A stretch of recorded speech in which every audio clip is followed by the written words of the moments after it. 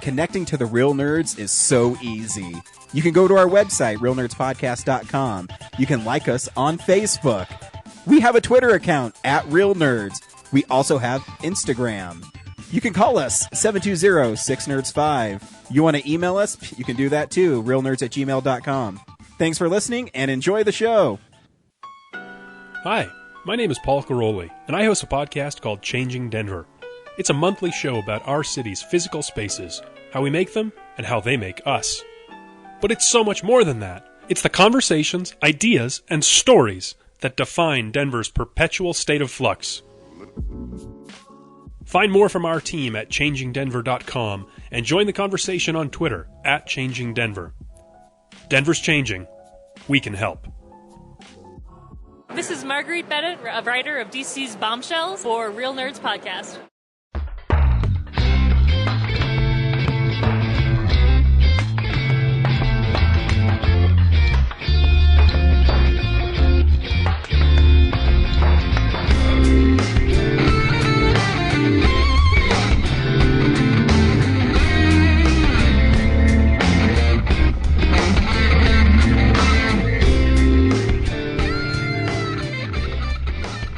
Welcome to Real Nerds Podcast, unofficially the official podcast at Denver Comic Con 2018 and beyond. I am Ryan. With me is James. Is back. Zach. Is still here. Brad. Is not here. I'm not? Oh, no, I was trying to think of something clever. I mean, you just woke up. Maybe you're Yeah. not in the right frame of mind. You're a mirage. I haven't slept in like 2 days. Yeah. So I'm barely hanging on. That's all right. Your wife could be annoying you. So we're My buying walls this are on fire. house. Oh, great. Here we go, everyone. Yeah, so we're buying this house, and I What messages asked do I her, she wants to paint the house, inside. Yeah, of course. Whatever, it's fine. And I said, Is it red? Did they already? Does it come painted white or something? no, it's actually, they've painted it, and it looks pretty nice, but Laura wants to add her own colors. Yeah, of course. Whatever. So I said, Just some accent colors. yeah, you'd think. Yeah. So she said, well, I'm going to paint our bedroom purple. I'm like, purple? What? The whole thing, or just just a wall? No, the bedroom purple. The whole room. Yeah. Okay, wait, it gets better. Well, maybe Wait, if it's Hey, like... it gets better, guys. Wait. Dark purple or like real light? Yeah, if it's a She said purple like a closer to gray. plum. Yeah, that What? might be okay. No, that's like super dark. No, it's weird. And I told her, and so she wants to paint Kellen's room green. What? So I said, so you're going to have plum, green, and then she wants to put gray and pink in the dining room. I'm like, pink? Ooh, gray and pink. Well, I mean, yes, she should. There should be some pink in your house, but like accent walls. Paint things There with should accent not be walls. pink in our fucking house. I'm a big fan of accent walls.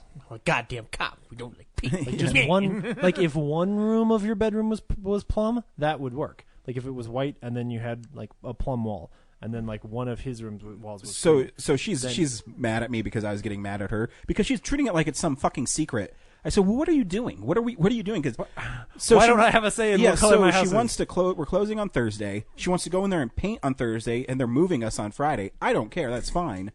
But I was like, so what are we doing? And she's like, why don't you just trust me? I'm like, I don't fucking trust you. Tell me what it is. because it's my house. Just trust me. Just trust me. And then she's saying that there's orange baseboards in the house. I'm like, what the fuck house are you talking about? I pulled up the pictures. They're like this dark, like white. They're like a kind of a cream. I'm like, what are you talking about? And she's saying the kitchen's yellow. It's like white, and there's this like orange. I can't even like it's like a runner around it. It's not. It's like half the wall. Not even half the wall. Mm-hmm. Backsplash, I guess. Yeah. So Why is she sending you pictures? Like, didn't you guys look at it together? no, we did, but I don't think she remembers it, right? I mean, I can even pull it up on my fucking phone and in the Realtor app, and there's no color is what she's talking about. I don't see the orange, and I'm not James. I know what colors are. I was just gonna say, I was like, this is what you really need at this point is to be colorblind, because it's great. Like when Brooks and I talk about wedding colors, I just look at her and go like, just pick whatever you want. I can't say it anyway. It doesn't matter. Yeah. So when I say do whatever you want, then I'm ending up with a plum fucking room. Yeah, well, But- that's and- crazy. and that's fine. And here's the thing: is I don't care that much. I just don't like that she's weird about it. Why don't she just fucking tell if me she what said, she's like, doing? oh no, I really like plum, and here's why. You'd be like, I don't love it, but all right. Yeah, and that's the thing. Is like I had to like, I guess not yell at her, but say, what are you doing? Tell me what you're doing, because I don't understand. You telling me that it's going to be purple? I picture like that ugly purple, like kind of whitish, not lavenderish purple that I fucking hate. Yeah. and I couldn't stand a whole room being that That's color. what it's going to be. It's going to be that. I know. Even though she says plum. I know. And then I told her there's no cohesiveness. Plum would be dark. So you want plum in our bedroom. You want the dining room to be gray and pink, and the Gray's weird. Why gray? Dark gray? That's so old people-y. Yeah. I don't even. Pink would be like a bright pink accent wall would be cool. So there's gray wall, and then there's a shelf that has a wall behind it, and so that's what she's gonna do. And then she's gonna make Kellen's room green. I said, so every room is gonna be a different color? That's fucking weird. I know a lady who, if you just painted it like white for now, I know a lady who would paint his room like with a mural. Yeah. It's like walking down the main street in a Tim Burton movie. Blech. That's what she's doing to you. Yeah. Yeah, it totally is. Like all the ceilings. Oh, what if she just paints all of the ceilings like black? Black and white stripes. I'd die. I love it. Oh. I mean, I'm buying another house. Yes, like every ceiling, like You burn that one down and buy a new house. One of them, the ceiling is black and white stripes. One of them, it's black and white polka dots. Another one, it's like a black and white like circles. You know, Movie like, magic. Like when you right above the bed, so you wake up and you look up, and it's like there's a black and white ripple effect on your ceiling. Oh, God. You might literally have a seizure. All right. Well, thank you for coming to group therapy, guys. One week Ryan shows up and he's like permanently cross-eyed, and we're like, "Oh, you've been hanging out in that house for too long." No, and the thing is like, you love your wife so much, and you just sit there and you're like, why are you so weird about it? Why are you so weird? I don't. That's pretty much. Isn't that pretty much marriage in a nutshell? Is just asking each other, "Why are you so weird?" It is. I just don't. I just sit there and go. See, Brad. Now we know we're actually sane. You love your wife so much, and you just go, "Why are you so weird?" That's what I mean. I just don't understand where there's this holdup where she's not telling me what she's doing, and then she tries to explain it to me, and I go, "What are you talking about? Those colors don't exist in that house right now." So no, I don't trust you that this is going to be a plum color that's going to show up in our house. Do you know what plum color looks like? But here's also a lesson for the guys who are going to get married soon and that aren't married yet. Instead of arguing with your wife about you don't understand what she's trying to do and this is stupid, just say yes. Because it doesn't fucking matter. Because at the end of the day, she's going to paint it whatever she wants. Yeah. And I don't know how she expects us to. We close at 2. I don't know how she expects us to get it done in a day and then move in. Because it's gonna. If you're actually painting every room of the house, it's gonna take a long time. Want to call my wife and tell her that? I've painted a lot of rooms in my life. Me too. Yeah, call my wife and tell her that. Especially if you're painting it that dark, because you're going to need multiple coats of every color. It's like see. This is why I should be married to James. I told my wife. I said we should really get a primer because is it? Oh yeah. No, you absolutely need a primer coat, and then you probably need 2 of dark colors like that. Exactly. If you want the color to actually look like it does, you need at least 2 coats. That's why she just married a guy. Because when I say that to my wife, she's like, "No, you don't. It's dark." No, it's not. No. You know what? Okay, so welcome to this week on Paintcast. So the way colors work, especially paint, is that you actually do see through the coats. So what you should do, if it's a dark color, you want a dark primer, and then you want probably 2 coats of the paint. You're to actually get away it to from match. Bob Ross right now. Yeah, to actually get it to match the color. Otherwise, if you just put 1 coat over like a very light color, you're gonna have a really faded version of that color. Yeah. And she's James. gonna. I already know that. Yeah, Thank you. You're gonna really hate the color that you chose. I mean, I'm not gonna hate it. Well, you are, because you're gonna hate it because you already hate the color, and then she's gonna complain all the time about how the color doesn't look right. And you know what? But he's going to internalize it. She's not. She's Exactly. going to externalize it. Well, the thing is I call this the slow burn. Oh. Because eventually I will be right. Wow. And yeah, go ahead. Play that game. That's fun. No, it is. It is. It's my favorite game to play with my wife. I will tell her something, and she will disagree with me. And so then I just sit back and I let her do it. She doesn't listen. She won't know. So I just sit back and I let her do it. And then about a week, 2 weeks, year, whatever long it takes, I'll be like, I was right. My wife hates it because I get really smug about it. Oh, yeah. Because to be fair, on this podcast, for example, you get to tell the stories about the many times that you've been right. This is probably one of them. But you get to tell the stories probably, James. I'm going to be right. Of the times you've been right. There is no other side of this. So the many times you've been wrong are also not being Many told. times I've been wrong. Whose fucking friend are you, James? I'm just saying, hers too. I know. I just imagine, in a different world, Brian would have been working for Milton Bradley, and he would have made a board game called "I Told You So." Yeah. No, it's slow burn. Here's the thing, Zach, is you don't have to say "I told you so." You just sit back. But you want you to. sit sometimes, back don't you? with your Arnold Palmer. You're in your recliner. you're watching Jack Benny, and your No, wife, no. and your wife will have a look on her face, and you just go, mm-hmm. There it is. It just hit her. The light bulb just went off, and you go, "Yep, I was right." I also think that you should know that I take odd jobs now, and for $12 an hour, I'll help. $12. You want to paint for $12 an hour? Fuck yeah, you can Is that come the on rate? over. Yeah. Come on over. He's gonna pull. He's gonna pull a Did I Tom lowball that Sawyer and too make much? me. As do I it, say, though. Oh. yeah, you kind of did. All right, $12 an hour, sold. Yeah, It'll be fun. for like $100, you just got a day's labor. Part of it's the entertainment of watching you two fight. Me and my wife actually really don't fight. Yeah, Addition to the Tom Sawyer bit is just make him whitewash the fence I just, and make him refer to you as Aunt Polly. yeah. it's fine. I love my wife. She's a wonderful lady, but I will be right, and she will be wrong. And Yeah, when she talked about painting, I thought it was like you were painting a room. no, Yeah, I thought it was like, because no, she also has curtains she once picked out. I'm like, gee, many Dude, Christmas. you can do that shit when you're in a house. You can. Yeah, Oh, okay, cool. I didn't know. yeah. I was gonna say you could just like not unpack your stuff and just shuffle it around as you do each of the rooms. Like, Well, That's too not when hard you with have a like a kid. 2 or 3 year old. Yeah, And that's because he's gonna be like, oh, a box I can play with. yeah, but whatever. Yeah. So, will Paintcast be invited to Denver Comic Con next year? Or is that not geeky enough? Hopefully. I mean, we'd have to start now because we have to have a year worth of podcasting, and we also have to make sure that we look really professional. Okay. It's very true. Very I true. don't know if you read the email. Oh. From a guy who says we look professional and walks around the con floor in jeans and a polo. He wasn't saying us specific. He's giving pointers to everybody. Sure. To the peon media people. Next year, I'm going to wear a tuxedo. But don't worry. Oh, that's a and good idea. He's not gonna answer the dumb questions, the little ones, because like that's not his job. Yeah, it's not his job to answer the dumb questions. Sheesh. Yeah. Well, we used to be Real Nerds Podcasts. I don't know what we are now. Don't worry, he doesn't listen to this. Oh, no, he probably stops as soon as he hears Denver Comic Con. He's like, oh, good. And who are we talking about? Who knows? Good, free publicity. Every week on Real Nerds Podcast, we go see a new movie and we podcast our experience to the world. This week, we saw War for the Planet of the Apes. Go ape or go home. Stay tuned to the end of the show where we will review the movie and we'll tell you if you should see it or not. And then when we're done with that, we will spoil the film. This week is a special week on Real Nerds Podcast. I don't know if you guys know this, but this is the last week for Art House Asshole. So here is the final Art House Asshole. I love art house movies. You can call me Mr. Asshole. What's up, nerds? Henry giving you an update on Art House Asshole.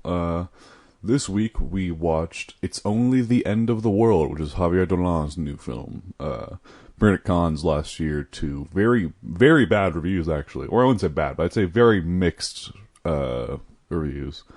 A lot of people claiming this is his worst film ever made, and personally, I don't agree with that. I think it's definitely not his best film, certainly, but it's definitely, I wouldn't call it his worst film. It's somewhere in the middle, I would say. But anyway, that's this week's film. It's also, I think Friday was the 1 year anniversary of this show. I've been doing this for exactly a year now. I think I have like 55 reviews that I did with. It's not 52 just because I did the secret reviews as well. Next time I'm on the podcast, I'll bring like stats of like the average rating and most well received and poorly received reviews and that kind of thing. So, but yeah, so it's the 1 year anniversary. This is also the last Art House Asshole because I have this problem where I just can't do things for very long. I like to change things up, so this is the last episode of Art House Asshole. I'll still be doing it. Occasionally, it just won't be a weekly thing. I think when I go to festivals, like when I go back to New York Film Festival in the fall, and when I go to Tribeca in the upcoming spring, I'll still do reviews then. But I think that's what Art House Asshole is going to become. Is going to be primarily advanced screenings, and because those are the ones that people really are interested in. And there's also just this very big, just in general lack of interest, especially in the summertime and in the spring, because there's just not a lot of art house films out at the moment. But yeah, so I might be starting a new series next week. I'm not going to say too much about it, but I think you'll like it. If I do end up doing it, I think it'll be fun. So, but yeah, that's Art House this week, and I'm glad to have done this adventure with everyone. And I hope you guys have liked all the reviews. If you want, you can. They're always going to be there. So, hope you like them. Bye. So before you guys cry and be like, "Oh my God, is Did Henry die?" leaving?" No, Henry's going to be changing his Art House asshole to a more fun thing like Grindhouse movies, which sounds really cool. Cool. So he's weighing his options right now. So Totally fair. the last one is called "It's Only the End of the World," which I've never heard of, and I'm sure it's really boring. That's an appropriate titled film for a final article. Yeah. It's been a fun run. If you haven't read any of his articles, go read all of them. Yeah, now. he has a lot of You them. have a lot to go read now. Yeah. Hard to criticize the only guy who writes on the site. Yep. So keep on going, Henry. You're doing great. But we should say there is new content every week on the site. Our shows are always on the site. Yep. Every week. Every week. It's almost like we started a podcast. Yes. I remember when we bought a website design where we would have free range to post so many different kinds of articles, and then we just didn't. Hey, for a while, it was exciting. Well, I mean, I could, get some help. I'm the one who posts on Twitter, posts on Facebook. I reviewed like 3 shark movies. I run our Instagram account. I need to boot back up the Clint Eastwood saga. Yeah, I can only do so much, guys. Fuck. I've been working on our publicity. Yeah, we're waiting for another shit show review. All right. Asshole. Maybe there's a good one coming out on DVD this week. Maybe. Stay tuned. I would do that for a segue, but we actually got fan mail this week, so No, that's right. No, it's okay. It's okay.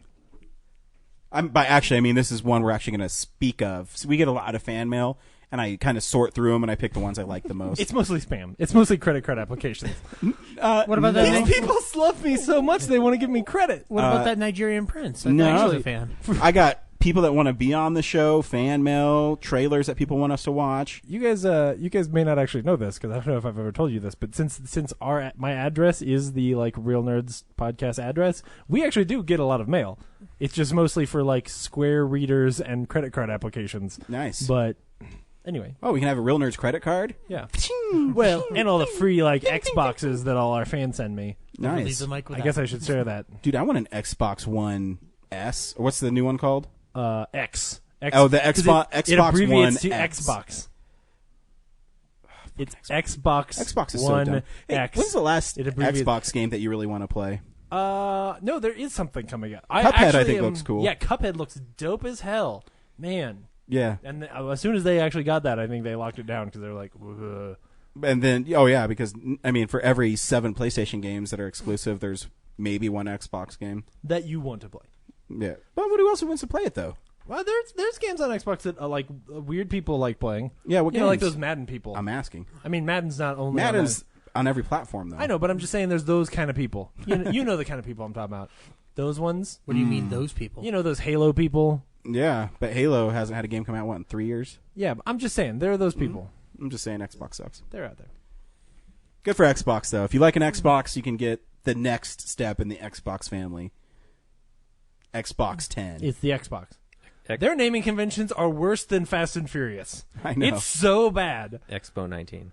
But that's the thing. You can't, it's not an X-Bone anymore. It's an X-Bone 10. No, I just said Expo because X. Never mind. Roman numerals. This week's fan mail is from Corinne, and she's a real writer, so... Ooh. Why are you staring at me? I don't know. Stop staring. That's what you got a degree Stop in. just blink. And we're waiting for you to write something. Just blink once. Come what on. happens when you get a degree, James? You get judged. That's why I chose to drop out. I'm cultivating talent. You are. You're doing a great job, James. Thanks. And I really like your shirt today. Thank you. Has like a biohazard symbol on it. I bought though. it at Cabela's. Nice. Yeah. What are you doing in Cabela's? I'm marrying somebody who goes to Cabela's a lot. So all right. I started going there a lot. You can get shirts that are pretty decent there for Yeah. for an all right price. That's where I get my handgun stuff. Welcome to Cabela's. What are you doing I here? really wish you had just stopped at handgun. That's where I get my handgun. James walks through the Cabela's front door, and the siren just goes off like, nerd. You know what I do like about Cabela's? They always have those goofy, novelty foods. Oh, where yeah. It's, flaming hot popcorn kernels. You're like, what is this? I don't know. Oh yeah, their checkout lines are the most bizarre. It's like what I imagine a Walmart in Southern Alabama checkout line looks like, where you're like you have all the weird snacks and things from like 1960s South. Yeah, it's very bizarre. It's like one of the last bastions where you can find Necco wafers, and I don't know why. When I got my handgun for work, I was in the checkout line. I was waiting, because when you get a gun, they actually have to clear you and stuff. Oh, so yeah. I'm just sitting there waiting. I'm looking around, and they have just this display of moon pies. So I'm like, I'll go get some. Yeah. And so on my receipt for my handgun, it's also 3 chocolate moon pies. That sounds like the weirdest. Like it's either like the receipt of a child or a murderer. See, they also have like these little mini pecan pies. Yeah. I don't know if they're any good because I'm not sure. Are they They're good? pecan pie. I don't know, but they're pecan pies. I know, but they're packaged, so They can't be that good. You know what they got in them? Pecans and molasses. that is true. I'm just thinking about it now, like Ryan Frost in the Moon Pie Murders. I really wish that was something you had to get reimbursed for, so you had to turn in the receipt. That and would be be like, sweet. Okay, I just need you to reimburse me for the handgun, but I'll pay for the moon pies. No, I want to be reimbursed. I think it was like $1.79 for 3 of them. Oh my goodness! I think they are like 69 cents each. Yeah. Pretty cheap. I've never eaten one. No? No. What? Next time I go to Cabela's, should I get a moon pie? Fucking A. Okay. If you want Picking marshmallow chocolate covered, It's like kind of in a graham cracker kind of You thing. had you had me at if you want. you had When I was in Tennessee, in Lynchburg, I'll eat it. in Lynchburg, Tennessee, we went to the Jack Daniels distillery, Cool. and when we were done, in the little Lynchburg, Tennessee square is a really cute little town, but they have this whole moon pie like gift shop, and I have a camouflage patterned moon pie hat that I'm very proud of. Oh, cool. And yeah, but in there they have a bunch of different flavors that I've never seen before, and a big thing in the South, and especially in Tennessee, is RC Cola in a moon pie. So it's kind of like their I don't even know. Whatever dessert and drink you want to put together, Yeah. is the Tennessee one, because RC Cola is It's from their Tennessee as well. Faygo and Pop Rocks. I don't know if that's a thing. Mm-hmm. I something imagine it could be. Who knows? Anyways, back to the fan mail. Yeah. Got a lot of trails today. Fan mail. This is from Good Corinne. team. And Oh, she cool. says, "Hey nerds, I watched A Gentleman's Agreement on Netflix last night and wanted to share my thoughts about it with somebody, so I figured I might as well email you guys with my review." She's like, They'll listen. They got nothing yeah, else going on. yeah. I like how we're a last resort. Gentleman's Agreement is a film from 1947 starring Gregory Peck as a reporter who was assigned a story of anti-Semitism to get a proper feel for the real story. Cool. Peck's character tells everyone that he's Jewish and experienced some of the discrimination against Jewish people firsthand.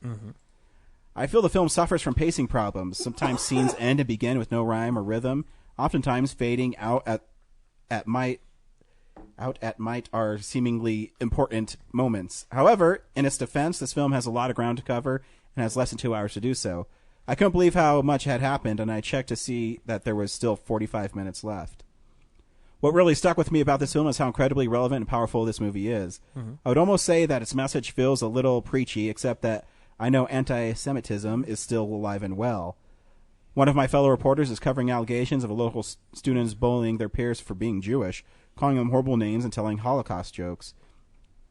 There's scenes toward the end of the movie where the characters are hopeful and that things will change over the few decades. A scene which I thought as powerful as it was depressing.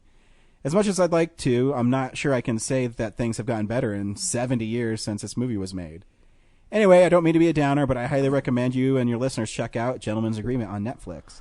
Thanks, and hope you guys are doing well. Yeah, anything with Gregory Peck I'm down to see. So, Gentleman's Agreement, I can't really agree with her on one aspect, which is that, like, it's too preachy, because at the time, in 1947, we're just coming out of World War II, and anti-Semitism in old Hollywood was, like, a taboo subject that you did not bring up. Like, it was just kind of a given. Don't the Jews run the studios? That was my racist joke. That was a pretty hard Time out, Mel. Time out. But that movie, though, is really fucking good. It's a really good movie. And it's a brave movie for its time. Because, like, as I said, like, it's a subject that nobody wanted to talk about out loud. So, It's a good movie, and Gregory Peck's great in it. I like Gregory Peck. Yeah, he has such a commanding presence in his voice. He just, love He's it. Atticus Finch. Of course he is. One of the greatest movies ever. Thanks for writing in, Corinne. I'll have to check that out. Yeah, that's awesome. Need to yeah, have her it's- back on the show. Yeah, we have to have you back. If you can think of a day that works for you, Corinne, or a movie you want to see, door is always open for you to step on to the show. Step on the door. Step on the door. Just kick that shit in. Brad, what were we talking about? The gentleman's agreement. After that. Telling her to come on the show. And Okay, I'm just checking. Make sure you're still with me, on a buddy. day that works for her. All right. Brad's still here, guys. I know, I'm just going to be a little slow today. All right. Like the last two responses I've been reviewing in my head, just being like, God, it's gonna be a rough show for me.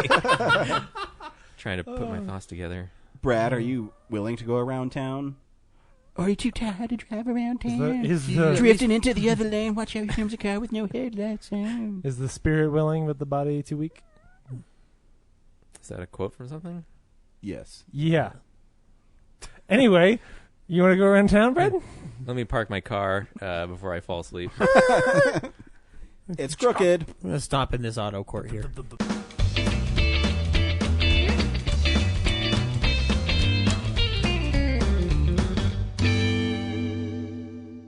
Before I forget this one, EFP is this Thursday. $5. Come to the Bug Theater at 8 o'clock, 7:30. So you're on time for 8 o'clock. Cool. And there's another lineup of local shorts from filmmakers in Denver. And will that be where they debut their new equipment? Nope. Oh, okay. Never mind. I don't think so. Maybe. Oh, okay. All right. I haven't heard. Okay. I know that. Yeah, I know they want to do a special unveiling, but I don't think it's gonna be ready because they did they replaced the screen, but I think Mike still has to set up the surround sound, and he's just now getting back from vacation. I think so. Okay. Cool. I don't know. We'll see. If not, it should be ready for open screen night at the end of the month, July 32nd. Come down to the Bug Theater and bring a movie with you if you want. That's less than 10 minutes. Oh, shoot. I was going to play Jurassic Park. $5. It's Canada themed this month. I liked the poster you made for that one. Yeah, July 32nd. I like Yeah. it. AKA August 1st. So, and then the Esquire Midnight this week is Ninja Turtles, the movie. That's right. Cool. From 1990. TLE. And Are you going to both nights? so I was going to say that because I usually just pick one night, and I was like, why don't I see both nights? I'm an adult. I can do that. Mom, Yeah, can I go why to not? Turtles twice in a row? No. Yeah. I'll try to wear like a turtle mask or Go see something. a Star Wars. Yeah, because you don't want anybody to recognize you. Exactly. Yeah. I Weren't want you anyone to here say, last like, night? yeah, No, let's- I'm a turtle. Let's see what else. Oh yeah, the drive-in is recycling last week's lineup, which is great. Despicable Me 3, Spider-Man: Homecoming, and The Mummy. So look forward to that. Something for everybody. Yeah. And that's around town. yep. Brad's a little slow, so I'm going to cut him off sometimes. Yeah. Can you jump in your cop car and lead me home? Yes. Sweet. Done. Thank you. We go see movies at Alamo. But in Denver, we're lucky enough to have a choice between two Alamo Draft House. This is what's playing at the Alamo Draft House. Hello. Hi, I'm Kevin Smith. Hi, I'm Leonard Maltin. Hi, I'm Mark Hamill. Hi, I'm Elijah Wood. This is Seth Rogen. I'm Christopher Mintz-Plasse. I'm Martin Starr. Welcome to the Alamo Draft House. Speaking of slow. I'm infecting everyone. Kids Camp this week is Muppets from Space, which is Too bad. everybody who wants to love Muppets, and you're like, oh, that movie. Why not Treasure Island? Treasure Island's so good. I don't need to know Gonzo's backstory. Yeah. Yeah. The Barfly is the bar that is located in the Alamo Sloan's Lake. They have a couple events this week. They have Cards Against Barfly, so I'm guessing they're going to do Cards Against Humanity. I want to try that. And they also have the Laugh Night on Earth. So maybe an open mic night for comedians. I don't know what that is. There's no Comedy description. show, for sure, yeah. Cool. The Zodiac Killer is going to be playing. What? And I'm going to be missing it. Oh, a movie called The Zodiac Killer. Yeah. Oh, I thought he was bringing his guitar. I'll let you go through the schedule and I'll tell the story of it because it's really funny. Mosquita y Mari is also playing. Ghost What? Tapes. I don't know what that is. Okay. The Breakfast Club. Everybody knows what that one is, right? I'm more of a fan of the Brunch Club. PBS Wild Kratts back in Creature Time. And that's it for the Alamo Drafthouse this week. Cool. So that Zodiac Killer thing, do you know the story of it, Ryan? So it was a movie made in the 70s by a guy who owned a pizza chain. He owned a chain of pizza stores, and he made the movie in order to try to catch the Zodiac Killer. And he would set up traps inside the auditorium when the movie was showing. The trailer looks awesome. It's pretty cool. They're doing a documentary about the making of it, Yeah, too. It's funny you say that. I literally just read 3 days ago an article about that guy. I don't know if it was in the Hollywood Reporter or Entertainment Weekly. I can't remember. I think it was Entertainment Weekly. And, yeah, that's all he did is he raised money to make it, and he with hopes. Didn't he hide like in a trash can? Oh God, I'm trying to remember. Or he had people hide in a trash can. I really hope so. He had people hide in places, and at one point, it almost cost somebody their life. Yeah. Oh. So it was interesting. Like we'll have to send you the articles. They're pretty cool. Yeah, That's it's cool. It's pretty interesting. I didn't know that was that movie. So yeah, that's cool. But yeah, I'm unfortunately I'm working that night, so I'm gonna be able to see it. So That's cool. that sucks. Yeah. They're That's gonna the run out with movie a about Blu-ray of it though, so I'll buy that. Speaking of Blu-rays, we check out movies every week that come out on Blu-ray. This is what's being released on Blu-ray this week. DVD releases and Blu-rays. Kong Skull Island is coming out this week. The with Steelbook is awesome. with a 3D version as well, which it's been a while since I saw one of those. If you go to Best Buy, you can get the Steelbook with a 3D and 4K all in one. What's the Steelbook look like? It's kind of like it's like his silhouette. Oh, is it the one where he's standing on the water? In the Yeah, distance? and it's like purple and orange, and it looks sweet. I think Cool. that's that one. Very cool. Expanse Season 2, or The Expanse Season 2, the sci-fi show that I hear is really good. Is that on Blu-ray Is this anything on Sci-Fi good? I hear The Expanse is really good. They're redoing their logo to whatever. Who gives a shit? Stalker, the Tarkovsky movie, is getting a Criterion edition this week. Resident Evil Vendetta, which I don't need to purchase because I don't consider it part of the canon. If you I actually watch, hear it's there's a pretty sweet little clip from it where Leon's basically doing John Wick with the zombies. Ooh. Where he's like reloading his gun by slamming it on like zombies' heads and stuff, and looks fun. For the record, it's a CG animated Resident Evil film. Those movies are pretty fun. Have you seen any of them? No, I haven't. No, I should let you borrow them. They're not like great, but I mean they're fun. Are they better than the real ones? Well, that's a loaded question because I know where the real the movies are fun, but they don't really tie into the game universe at all. Sure. And these ones actually tie into the game universe. Cool. In non-canon form, but they take characters like Leon and Claire and Jill Valentine. I mean, they're in the movies too, but not really. You know what I mean? Yeah. These no, ones I'm focus on those characters. Yeah. Right. Charlie Sheen's No Man's Land is getting a Blu-ray release this week. Once you get a taste of the good life, it's hard to let go, even if your life depends on it. Sounds very smart. It's pretty much Charlie Sheen's future headstone, isn't it? Right. There's a movie called Freeway. The Traffic is Murder. Yes. That's pretty good. So it's come to this, guys. This week from Arrow, we've got a collection of the Battle Without Honor and Humanity trilogy, which is actually a pretty cool-looking Blu-ray set. And then from the Scream Factory is a double feature of The Night of the Sorcerers and The Lorelei's Grasp. They sound like they're Italian movies. They look like they're Italian movies. Where they always have like a couple scenes with like American actors in it. The rest is poorly dubbed. One of them definitely looks like an Italian movie because it's like it's two incomplete photos of women, but they're drawings of women, and then in the background is like a really crummy painting of a cat. It's very bizarre. And the one woman is like jumping up in the air like Pya! And I don't know why. And then the other one is a woman, and she's screaming as some kind of lizard reaches to grab her or something. Maybe that's the Lorelei. It's called The Lorelei's Grasp, which basically I think only grammatically makes sense if the monster is called the Lorelei, which is a terrible name for a monster. But the winner this week, for sure, is a movie called The Bat People. You should watch the trailer. Which is getting a Blu-ray release. It's one of those movies from Scream Factory that looks so bad that you might have to own it. After the sun has set and the night wind has died, comes the hour of the Bat People. The trailer has really bad makeup of the Bat People, but it's like I said, it looks so bad that it might be pretty entertaining. This cover is great. It's a really cool drawing of like a cemetery, and then from underneath the cemetery there's a cave, and it's full of like bad teenagers' drawings of naked ladies and Batmen. See, I really shouldn't judge because I literally bought the internet exclusive, The Velvet Vampire, because it had kind of a cover like that, where it's all black and white and it's a pencil drawing. Yeah. And it's this like lady in a skimpy outfit holding up 2 severed heads. I'm like, I don't know what it's about. And the movie was meh. Yeah, this cover was drawn with a Bic pen on a napkin.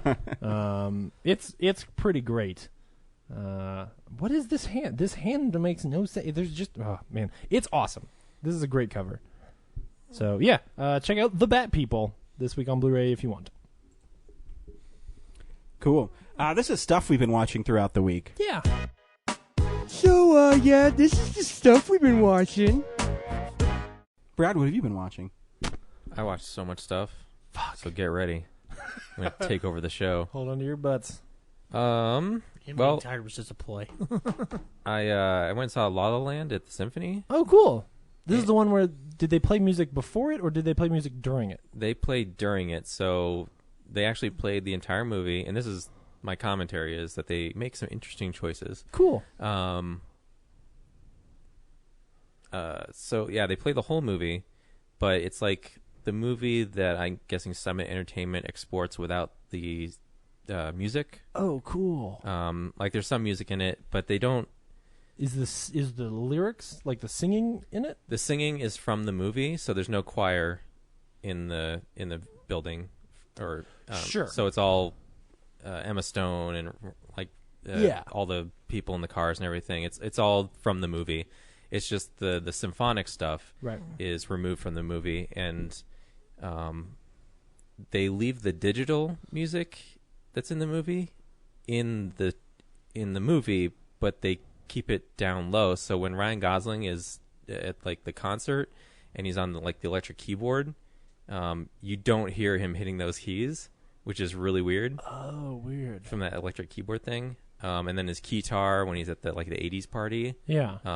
It's just silent, which is really odd. And then obviously it's really hard to maintain sync throughout the movie. So sometimes you'd watch the movie and it wouldn't match like his piano playing, because the piano guy's kind of doing his own thing. So did the symphony get somebody with a keytar up on stage with or no, that's what I'm saying. Is like it's all this the analog symphonic stuff. Yeah. In the movie that they cover, but then the digital stuff like his keytar, his electric keyboard in the Messengers concert, it's just silent.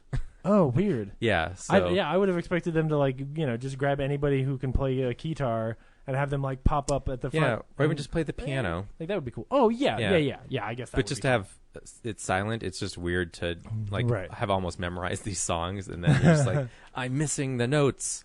Yeah. And then I took my mom, and she hadn't seen the movie before, so I'm just sitting there going she's missing part of the music. Oh shoot, yeah. But she said she liked it, and she hadn't seen it before, so she had no idea. Sure. Cool. It's good, but they went through the whole movie, even the credits. They played the music through the credits. That's cool. It was funny. Some guy stood up at the end for the encore, not thinking that they were going to go through the credits. So he was like that one guy who's standing and clapping, and no one else is. It's like, I like the La La Land. Yeah, symphony. Yeah, other than those choices, and then there's scenes where the jazz band is in the background at the Oyster Club or whatever. Yeah. And then Ryan Gosling and Emma Stone are trying to talk through their scene, but in the movie, they dropped the music, the volume, so you could hear what they're saying. But at the symphony, they just play right over it. So again, someone who hasn't seen the movie yet can't hear his monologue about how much how great jazz is. Right. And I'm sitting there going just trying to hear it. Are they always trying to match the actual music, or are they sometimes just riffing? No, they're trying to. Okay. Sometimes there'll just be a quick couple notes for like a scene transition. Sure. And they'll just cover that too. So it won't just be the main songs. It'll be the score under the film. Cool. Yeah. So cool. It was cool, but I neat. don't know if it's like a way I'd like to watch movies. Yeah, no, it seems like something that if you, like with La La Land, if you'd seen the movie before, it would be a neat, fun thing, but it wouldn't, probably not the best way to see the movie the first time. Yeah. Not that you did a bad thing to your mom, but I feel sorry for her.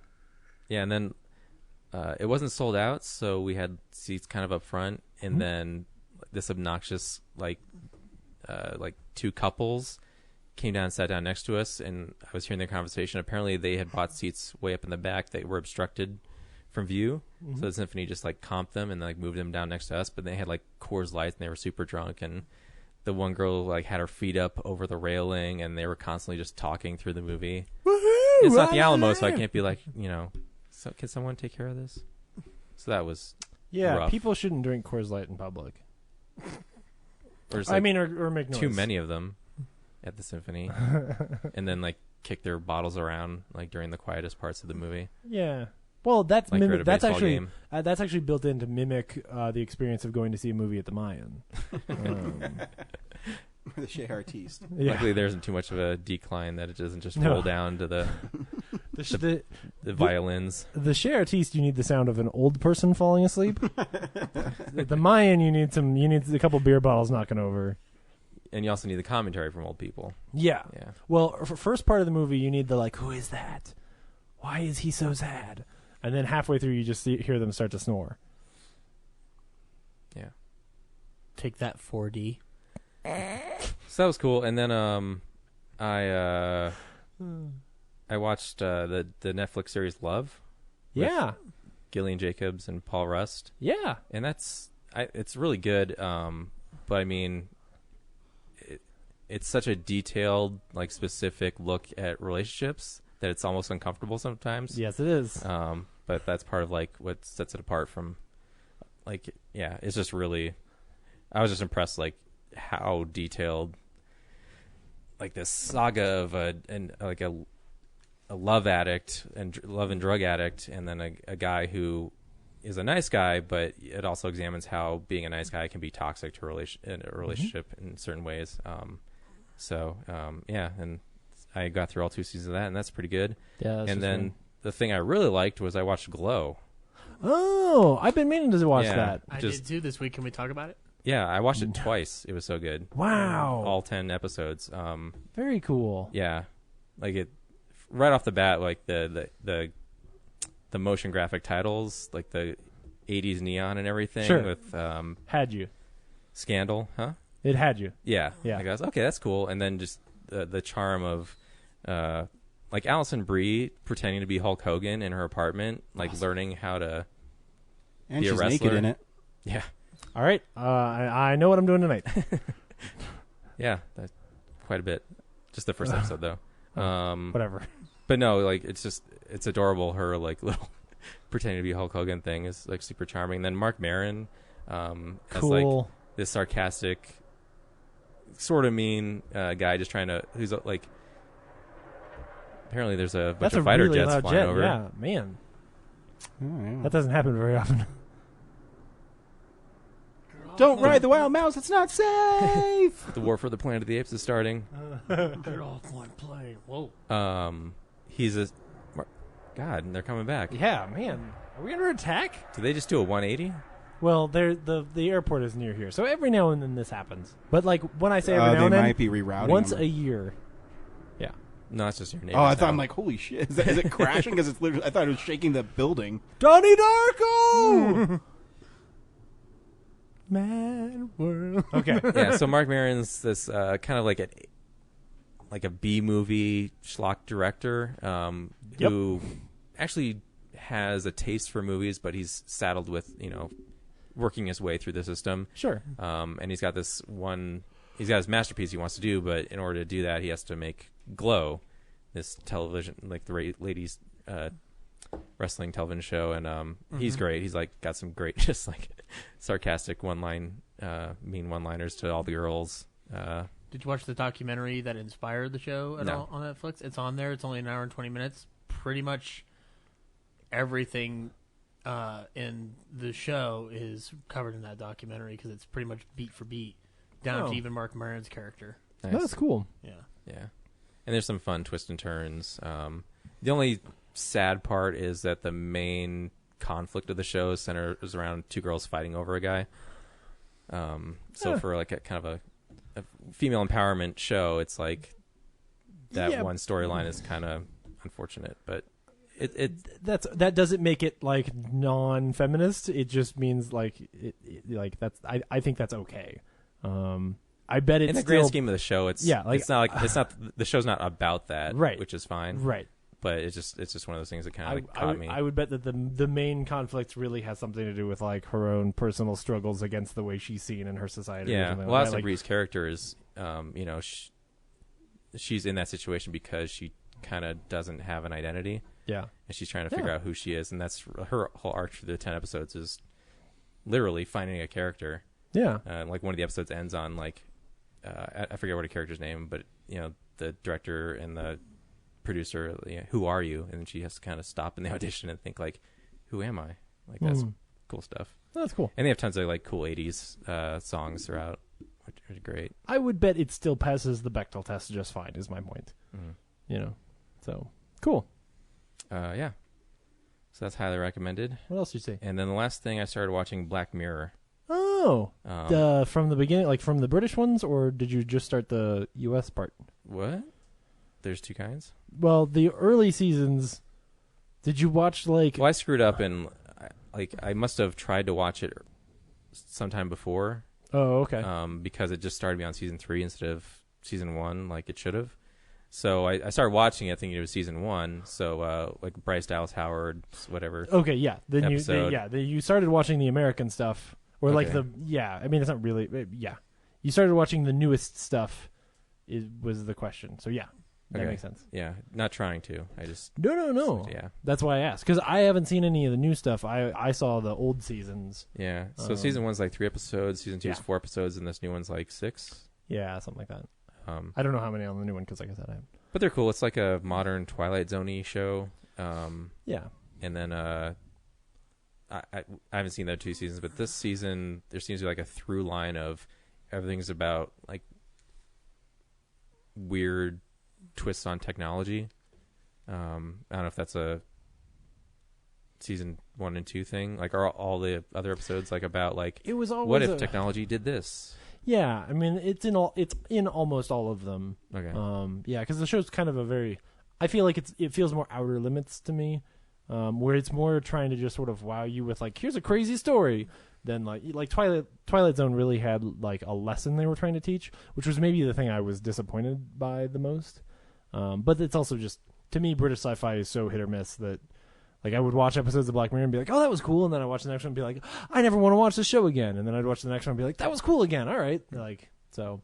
Yeah. Well, I thought like these episodes kind of had a message of just how adversely like technology affects our society today, because especially the first one where Bryce Dallas Howard is going through like in her world everyone's out to get likes, and then you have a rating based on like the social media likes you get, and how that like takes a toll on everyone's like existence. And it's watching it, I'm just like, I hope we never live in this world because this is horrible. Yes, it's a horrible way to live. Brad. that does tend to be like most people's response to Black Mirror is like, oh god, like I can't. Yeah, this makes me feel bad about life. But there's one like the Kurt Russell's kid where he's in a test subject for a really like immersive video game. So that's like not really a I hear that I can't like that. What a horrible world that would be. Right. It's just horrible technology. Right. Yeah. Yeah. Doesn't go very well. Yeah. But yeah, it's cool. And then there was a cool one with the girl from *Halt and Catch Fire*, where they're like old people, but they live in their memory, like their past memories, because it's part of like a sedation thing for Cameron or Donna from *Halt and Catch Fire*. Cameron. Okay. Yeah. Cool. And then like when you die, all your consciousness is in this giant server room. Oh, okay. She's in Blade Runner. Yep. I'm really excited. You know what's cool about the Blade Runner trailer is that at one point he says "Happy Birthday," and the movie comes out 2 days after my birthday. It's like they were saying it to you. I know. Denis Villeneuve is like, hey. Dennis Vanilla Ice. He's like, that James guy really likes my movies. So Ryan, what did I talk about? You were talking about Black Mirror and Well, before that. Glow. Before that. Before that was I was really paying attention, and I don't remember now. Your Symphony La La Land. Oh, yeah. And that you took your mom. Oh, no. I literally mouthed the hint to you. So close. So close. It's okay. And that people were drunk. It was boring. What else were you talking about? Love. Love. Oh, yeah, that's right. Yeah. Oh, Love with Gillian Jacobs. Yeah, I remember that. Mhm. And that it's uncomfortable. Good job. Good job, buddy. He was talking about love and how that's all you need. Well, you should have told him about the episode of Love where she really wants to paint all the rooms of the house, but she only gives like a day, and she doesn't want to paint them all multiple times. Like, if you talked about that, then Ryan would have paid attention. He'd been like, yeah, that's right. Yep. She gets naked in it too, buddy. Does she? Yeah. All right. First that one movie, and now this. What's that movie she's naked in? Choke. There we go. Anyway, cool. Was that everything, Brad? Yeah, I'm good. Great. Zach? I watched a couple things this week. Uh-huh. I can go outside. Run around the block. Visual gags. So I don't work on podcasts. So I had some money left over in my RiffTrax account from a. Wait, what? Wait, why are there accounts? Well, so like I had I was given a gift card as a birthday gift for being a loyal subscriber to them for years. Oh, cool. And I still had some money left over, and I was looking through their new riffs, and one of them was The Force Awakens, and I was like, I'm curious to see how this one pans out. And I got about 20 minutes into the riff before I shut off the riff to watch the movie itself. I was gonna say, I was like, you know what I don't ever want? People talking over The Force Awakens. Well, here's the thing. It's not that it's not funny. It's just that my head was like, God, I forgot how good Star Wars is, so I just watched it again. Yeah. But I did. But I mean, it's still good. It's a great movie and whatnot. And I genuinely like. I'm still like of the opinion that Harrison Ford was robbed of a gold statue nomination that year, because I think it's a very strong addition to the Han Solo character. Yeah, he's great. But I mean, if it is between Stallone and Ford that year, though, I'm glad Stallone got it. But speaking of Mystery Science Theater, around town you can see Mystery Science Theater live this Tuesday. Isn't it sold out? Is it sold out? I don't think it is. No. If you already bought tickets, you can see it live this Yeah. Tuesday. They're showing Ega. Ega's a fun one from their history. So watch that. I did watch a full RiffTrax thing though, which was Birdemic, and I had never seen Birdemic, and I didn't really like. Unlike The Room, Birdemic did not seem to me as something that I could sit down and watch without a RiffTrax. Yeah. Unless I was in a movie theater and hearing somebody's play along with it. It's pretty. So painful. Birdemic has everybody here seen it? I haven't or finished no, it. Is anybody aware of what it is? Oh yeah. Oh yeah. Okay, so like It was a Mine or an Esquire Midnight at one point. Birdemic is a movie about global warming that happens to have birds in it for the last 20 minutes. But it's like it's everything that I find annoying about the global warming movement, because like I mean I believe it's happening and it exists, but like the whole like the attitude of it, and like so the fact that they were making fun of it, and the fact that there is no Birdemic happening until like the last 20 minutes, and then even the last 20 minutes there's shitty CGI birds from like a freaking like 96 processor. Yeah. It's one animation track done by like the people who did the baby from Ally McBeal. Yeah, it's and very like, very weird. Oh god. And it's like the same 8 seconds of birds attacking. Yeah, but their riff was funny on it, and then I saw their riff from San Francisco Sketchfest, and it was cool because they had Paul F. Tompkins and Adam Savage come up and do some riffs. Oh, cool. So those were fun. One of them was "Women, Why Do We Need Them?" Or like "Women, What's Their Deal?" And the guy, basically the plot of the short is that this guy is trying to figure out how to deal with female coworkers, and at one point, a text come up and says, "What is Brad's deal?" And I took a screenshot of it so that I could send it to you, and I still haven't sent it. But I wanted to send that to you every time you do something that if something you ever do annoys me for whatever reason, what's your I'm gonna post that picture. Good to know. Yep. So make sure you annoy the fuck out of them.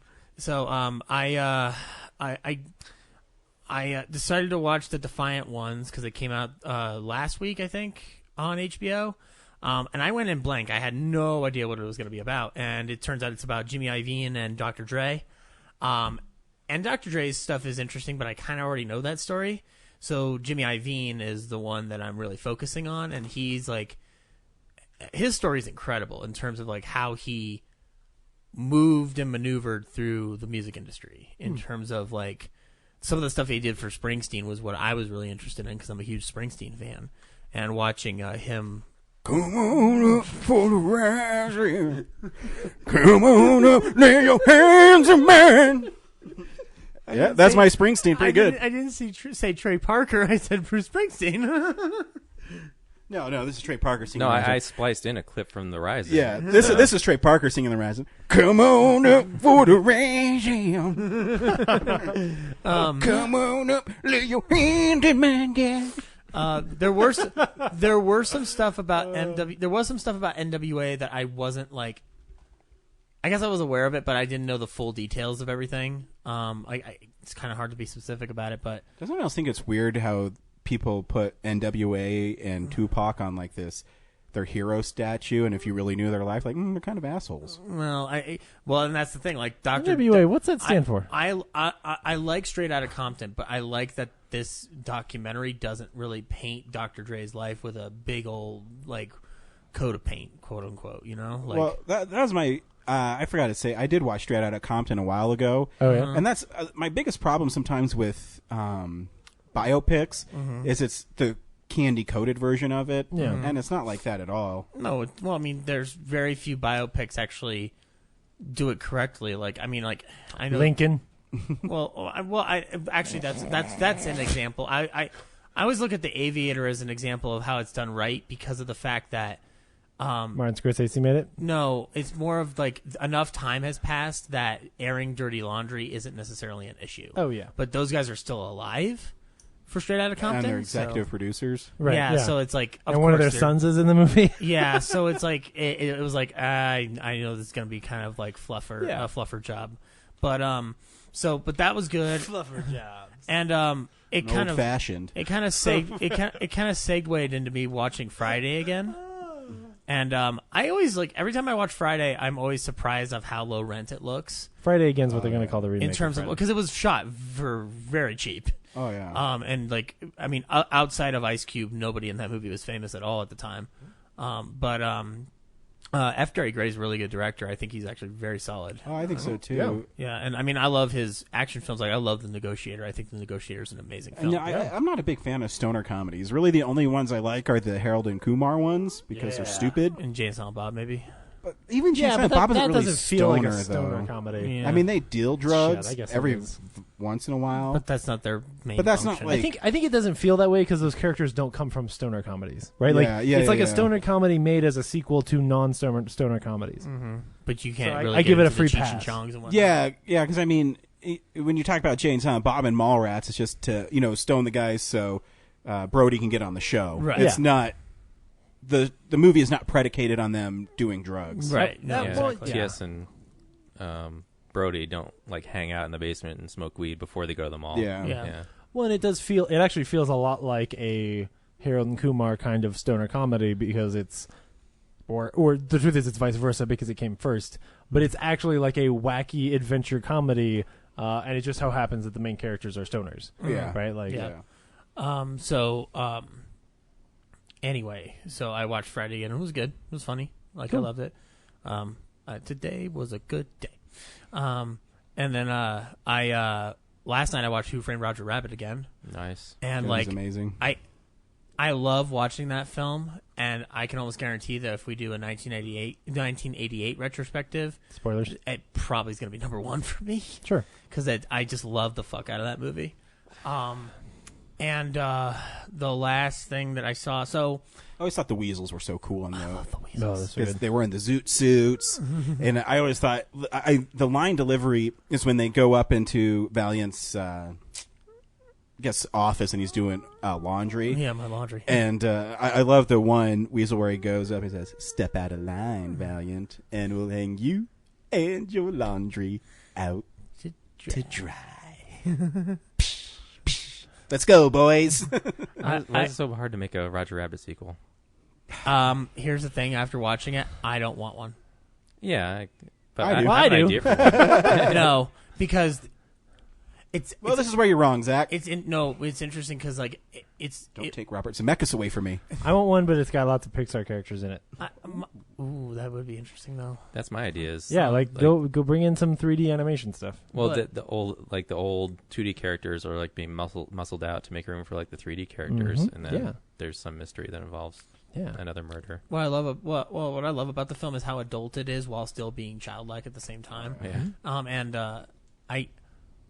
I think it's hard to do that today because it says PG on it, but it's not really PG. Oh, yeah. It's it's like pretty- it's like nearing an R at some points. Like it's just like one or two F words I think away. they get away with it because of the innuendo. Yeah. Yeah. Because adults will get the sexual overtones, but a kid's gonna be Right just- over their head. Yeah. Right. Go watch Animaniacs and Hello Nurse. But it's Like, just strange, like watching it. Like, yes, it's got a lot of cartoon jokes, and at the same time, it's also about alcoholism and like Oh yeah. Yeah. depression, and like PTSD. I'm like, oh god, like there's so many Murder. things going on here. Yeah, murder. Well, and it There's was- so many things going on in this movie. the kind of shame of it is like if you made that movie today, it would be a whole lot easier to make, and that Technically. movie is so underappreciated for what a technical achievement it is. Oh yeah. The making of it's amazing. Oh yeah, It won, it's it won unbelievable. an what it- honorary Oscar, I think, and a visual effects award. I more Oscar. mean in the minds of people.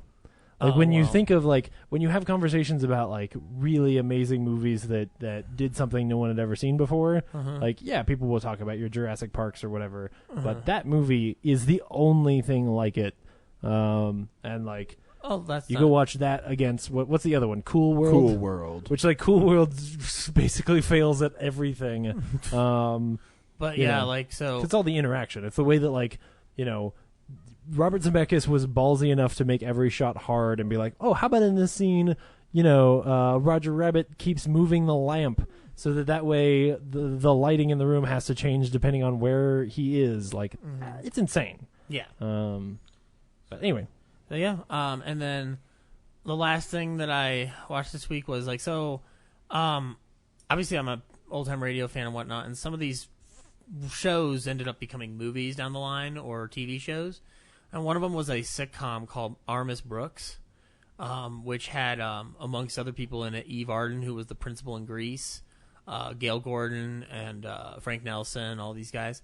And so I watched the movie version of it, which I saw for the first time last year on a special copy, and now I have a more permanent copy at my disposal. And it's interesting. It's like I have a weird like affection for the movie Bad Teacher in a weird way, the Cameron Diaz film. I was just going to say, is that really? Yeah. So basically, Armis Brooks is the movie Bad Teacher if it were made in 1956. Huh.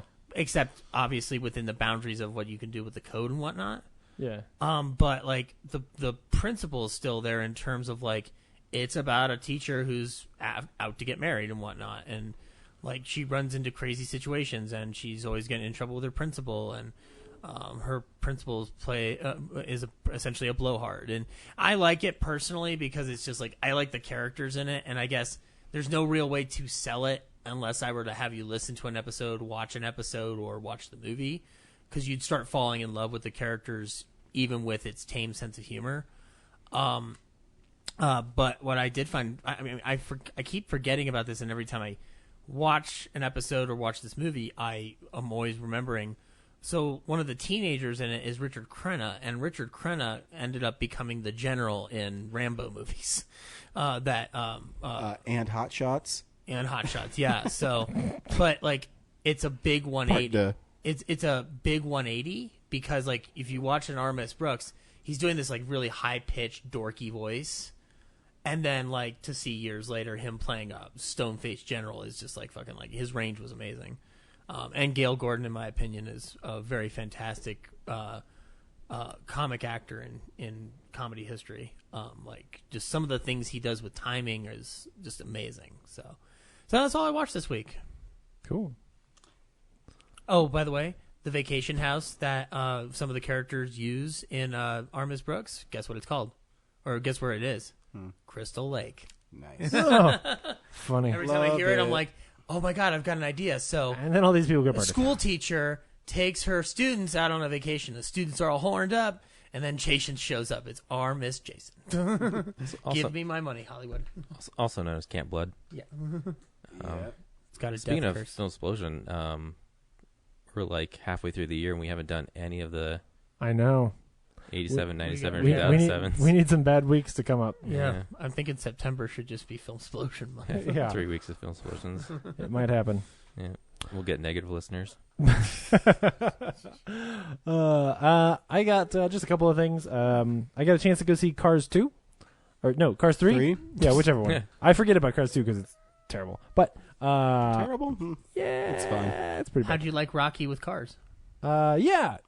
Or that Rocky was literally Balboa with cars? That was so that was literally going to be part of my conversation. It was like, yeah, it's like it was cool because it starts off and I was like, oh, it's Rocky 4, and then I was like, oh, it's kind of Rocky 5. And I was like, oh, it's kind of like the Rocky 5 and Rocky Balboa in that, like, instead of just fighting the kid in the street, instead he's like, hey, you're all right. And instead it becomes Creed at the very end. Right, yeah, and then at the end it's really just Creed. And you're like, oh, okay. Yeah, no, it was pretty fun. It's pretty charming. There's definitely some times where, like, because so I guess slight spoilers, but not really. Because the movie ends up being about something different and, like, your main character sort of shifts, which is, in my mind, great because, well, for the next reason, like, it has a very difficult thing that it has to do as it, like, makes you like this new person. Like, it's trying to follow two different characters at the same time, even though the second character you didn't start the movie with. There are, like, moments where I was like, I kind of don't give a shit about our main character and kind of I want to go with her. And so there was just these weird moments where I was like, wait, I don't know where I'm going or why or what. Okay. But by the time it was over, I was like, okay, this it was pretty fun. The existential dilemma in your head Yeah. for Cars 3 out of all the films I in wanna history. go with her. Yeah. So, but yeah, it was pretty fun. I'm glad I got a chance to see it. So, I also, yeah. Well, I wasn't here last week for Spider-Man: Homecoming. Yeah, I mean, the movie's really good. Like, come on, everyone should go. Like how we all stared at him going, Oh, like, we all wow. said it was garbage on the show. Oh yeah, I didn't, well then I will fight you because y'all saw a different movie. You must have gone to see Wonder Woman again. I don't know what you're talking about. But Whoa. anyway, wow. I will admit that movie ended and I was like, why did I like Wonder Woman? This was so good. But anyway, I don't like the ending either. But yeah. But the that there was genuinely a point in that movie where I thought, like, is this movie too funny? Like, I was laughing so much and was having such a good time that I genuinely thought, like, they're not gonna, when they try to have a tonal shift and, like, have serious stuff start happening and put him in trouble, it's not gonna work. Like, I was genuinely worried that it was too lighthearted. And then that thing happened and everyone in the audience got silent as the grave. And I was like, okay, you guys did great. Way to go. Because I'll kill you. I'll kill you dead. Man, I rewatched that a couple nights ago because it's so good. I couldn't sleep, and there was an 11:30 IMAX 3D showing of it. Ooh. So I was like, all right, I'll go. It looks pretty great in IMAX 3D. Very cool. Obviously, everything with Spider-Man swinging looks amazing in 3D. Yeah. The rest of the movie is whatever. But I mean, when that last fight with the Vulture and him on the jet is pretty awesome in 3D. Man. And the Vulture is so awesome. That, I mean, I'm sure you talked about it, but that when he's perched on the billboard at the end, I was like, I'm glad it ended the way it did. Is all I'll say. You know, I didn't mention because that villain is so awesome. What I didn't mention last week is the scene where Tony Stark shows up to take the suit back. Mm-hmm. Does it seem like he's composited in that scene? It seems like they are on a green screen. Yeah. Yeah. Okay. Yeah. It wasn't just me. It seems like he was on set for 2 days. Yeah. But I was that's okay. This might be a Tom Holland double, and this might be right. Yeah, Robert Downey Jr. on the green screen. This might be a little girl in a dark wig, and then yeah, in an otherwise fantastic movie. I was like, there's some. Yeah. Surprisingly, there's some CGI shortfalls. That's all right. But part of that is just like then you go to the movie we saw today, and I'm like, oh man, anytime a movie doesn't have amazing CGI, I'm just gonna hold it against them now. But yeah, I mean the movie's fantastic, and it not only has one shocker in it, it has two shockers in it, and like four okay shock puns. Well, I think Spider-Man has the best one. Yeah, like. Some good subtle shock puns. He never like pops up and goes like, "I'm going to give you a shock to your system," but he also doesn't sound like a wrestler from 1988. So I guess it's okay. But yeah, no, that was great.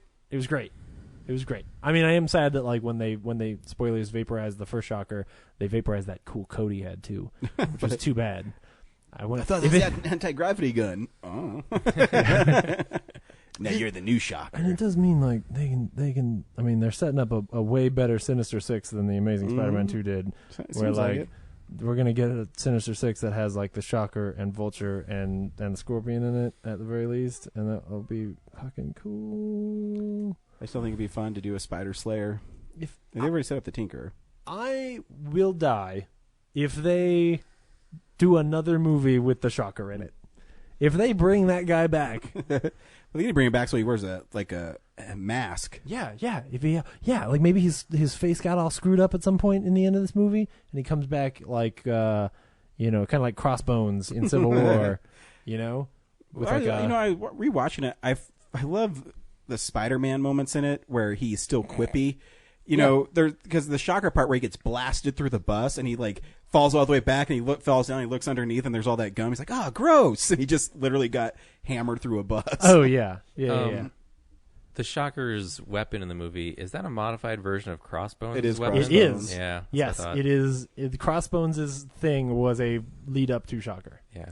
Because Marvel is getting good at this. There's even things here, like I'm pretty sure there were a couple little things where I was like, I feel like you're leaving a couple of breadcrumbs for us to pick up later on stuff that you guys are planning for Phase 4. Because there's just a couple little things. Spider-Man, the sequel, is the first part of Phase 4. Well, yeah, but I mean in a more subtle way. It was like, anyway, there's just a couple characters there where I was like, that seems like something that will have more of a Marvel impact than a Spider-Man He's impact. So great in that, too. There's amazing. His delivery where he drops him off and he says, I got to give him the talk. I'm like, so good. And I was reading an interview with the writers, and they said when they saw that's when they knew that the movie was going to work. Oh, yeah. I feel like when you wrote that scene, you knew you had something pretty good. Because that... I don't want to say too much, but just to say, like, it's a pretty tight script or a pretty tight plot when you have these things, that just feel like events in most movies that in this case have like a character effect where he has a moment where he wants to kill Peter Parker, but has a really good reason not to. Yeah. And it's such an awesome, different moment that makes that villain really cool. It's great. That movie is spectacular. I also liked his moment where amazing. He's distracting. It's superior. It's superior to all of the Spider-Mans. It's sensational. Sorry. Go ahead. No, I was just gonna say like good Michael Keaton moments in the movie when he's distracting Spider-Man in the bunker and comparing himself to like Tony Stark. Like, your hero did what I did at some point, right? So yeah. And a really cool plot that like ties into the universe better than like that villain is definitely one of, if not the best Marvel Cinematic Universe villain, because it ties into this universe they've been building so well, and like in a way very similar to a Baron Zemo, where his whole plan and his motivations like is a reaction to the Avengers. Right. It's a reaction to the Avengers. It's also like very genuine and realistic, and so And then at the same time, he's a fucking old guy with flying wings. Why is that villain cool? Like that? Because his bomber jacket's awesome. Right, but you and I know that. But like, this is the reason why like Raimi couldn't ever get this made. Because if you said to people like, "Oh, it's going to be the Vulture," "Oh, who's he?" "Oh, he's an ancient guy with flying green wings," you're like, "No, we're not making that movie, man." In Like, a leotard. come on, right? In a leotard. Sometimes he sucks. He like sucks the life force out of children so he can get younger, and you're like, "No, don't do that." But at the same time, this film did not have anybody saying, "Bring me pictures of Spider-Man." Right. Yeah. Well, I'm hoping. Thief! I feel like they're close to, like, they gotta be doing Mysterio next, though, right? I hope. Like, Spider-Man's been good about not repeating villains in their movies, Yeah. despite having like 3 different. Well, no, I mean next has got to be the versions. Scorpion. Scorpion's next. Yeah. Come on. He seems like he'd be a shocker villain, and No, too he's Mysterio. awesome because he's like Spider-Man, but he's I mean, psychologically tortured. He's hired by J. Jonah Jameson, so that's why you could bring in Yeah. Jonah into the picture. Yes, Or that would you be a could great go story. back to formula. Or I know it's not Spider going to be. Slayer. I think Spider Slayers would be fun. They already said they're not going to do the Green Goblin again. Yeah, which and is fine. they shouldn't. Are they not ever? Or Well, not for the next movie. Yeah. maybe they could do Kraven. See, Kraven, Spider Slayers work so well with this Spider-Man. Yeah. With a Tony Stark infused Spider-Man, like Spider Slayers just works. Yeah. Especially like a combination J. Jonah Jameson as the real villain combination. The only thing Spider I think Slayers could hold up and the Spider Scorpion. Slayers is they're not well known. Sure, but that's why you make the villain actually like either. Mysterio. Oh shit. Okay. Actually, what I would love, which this can't happen, is go get the Kingpin from Daredevil and have him be the villain, where he's hiring a guy to go build the Spider Slayers, and then you got something cool. Might be able Because to that do Kingpin is so cool. You possibly could do that. No, you can't because they don't like talking to the television division. Anyway, I also got a chance to go see The Big Sick this week. I wanted to go this week. I almost saw it this morning. Yeah, you guys need to go see The Big Sick. You need to go see Big Sick. Why don't you So- both go see The Big Sick? The Big Sick is absolutely fantastic and was one of those movies that I walked out of and was just quiet for a while. And that's not to say like it's super depressing. It's just really beautiful and emotionally impactful and funny throughout. If you haven't seen the trailers, it's based on the true story of Kumail Nanjiani, who is a Pakistani comedian who falls in love with this young woman who he meets at one of his comedy shows. While he's like up and coming, and he just does like open mics and that kind of stuff. And she's white, and his family obviously isn't going to approve. And from the trailer, you know that at some point she realizes like he is having a really tough time reconciling like, okay, if I tell my family, they're going to kick me out of the family, but I also really like spending time with you. And so when she realizes that there's a good chance that they can't have a future together, she leaves him. And then like within a week, she falls into a coma. And the rest of the movie is actually him spending time with her parents while she's in a coma, sort of struggling through what it's like to, have somebody that you love in this terrible medical situation. And there's really amazing scenes that are, I mean, I can't believe I'm even going to say this, but Ray Romano fucking kills it in this movie. That shouldn't be surprising. He's very talented. So good. And he and Holly Hunter, who play this woman's parents, are just lovable, and yet like they feel like they're going through this genuine awful experience, and they're emotionally all over the place, and it's just great. Which I know doesn't sound great, but it is. It's a beautiful movie that is so well written, and to know that it's based off of this true story, but like he also has to go through this whole thing with his parents that I don't want to spoil too much about where it goes, but it's rough, and he has to make some really tough decisions, and it's such a interesting, brave story that like I think people just have to go see this thing. It is so well told and funny in all the right places, and then will rip your heart out and stomp on it for a minute, and then pick you right back up and be like, we're gonna be okay. We're gonna keep on going down the road.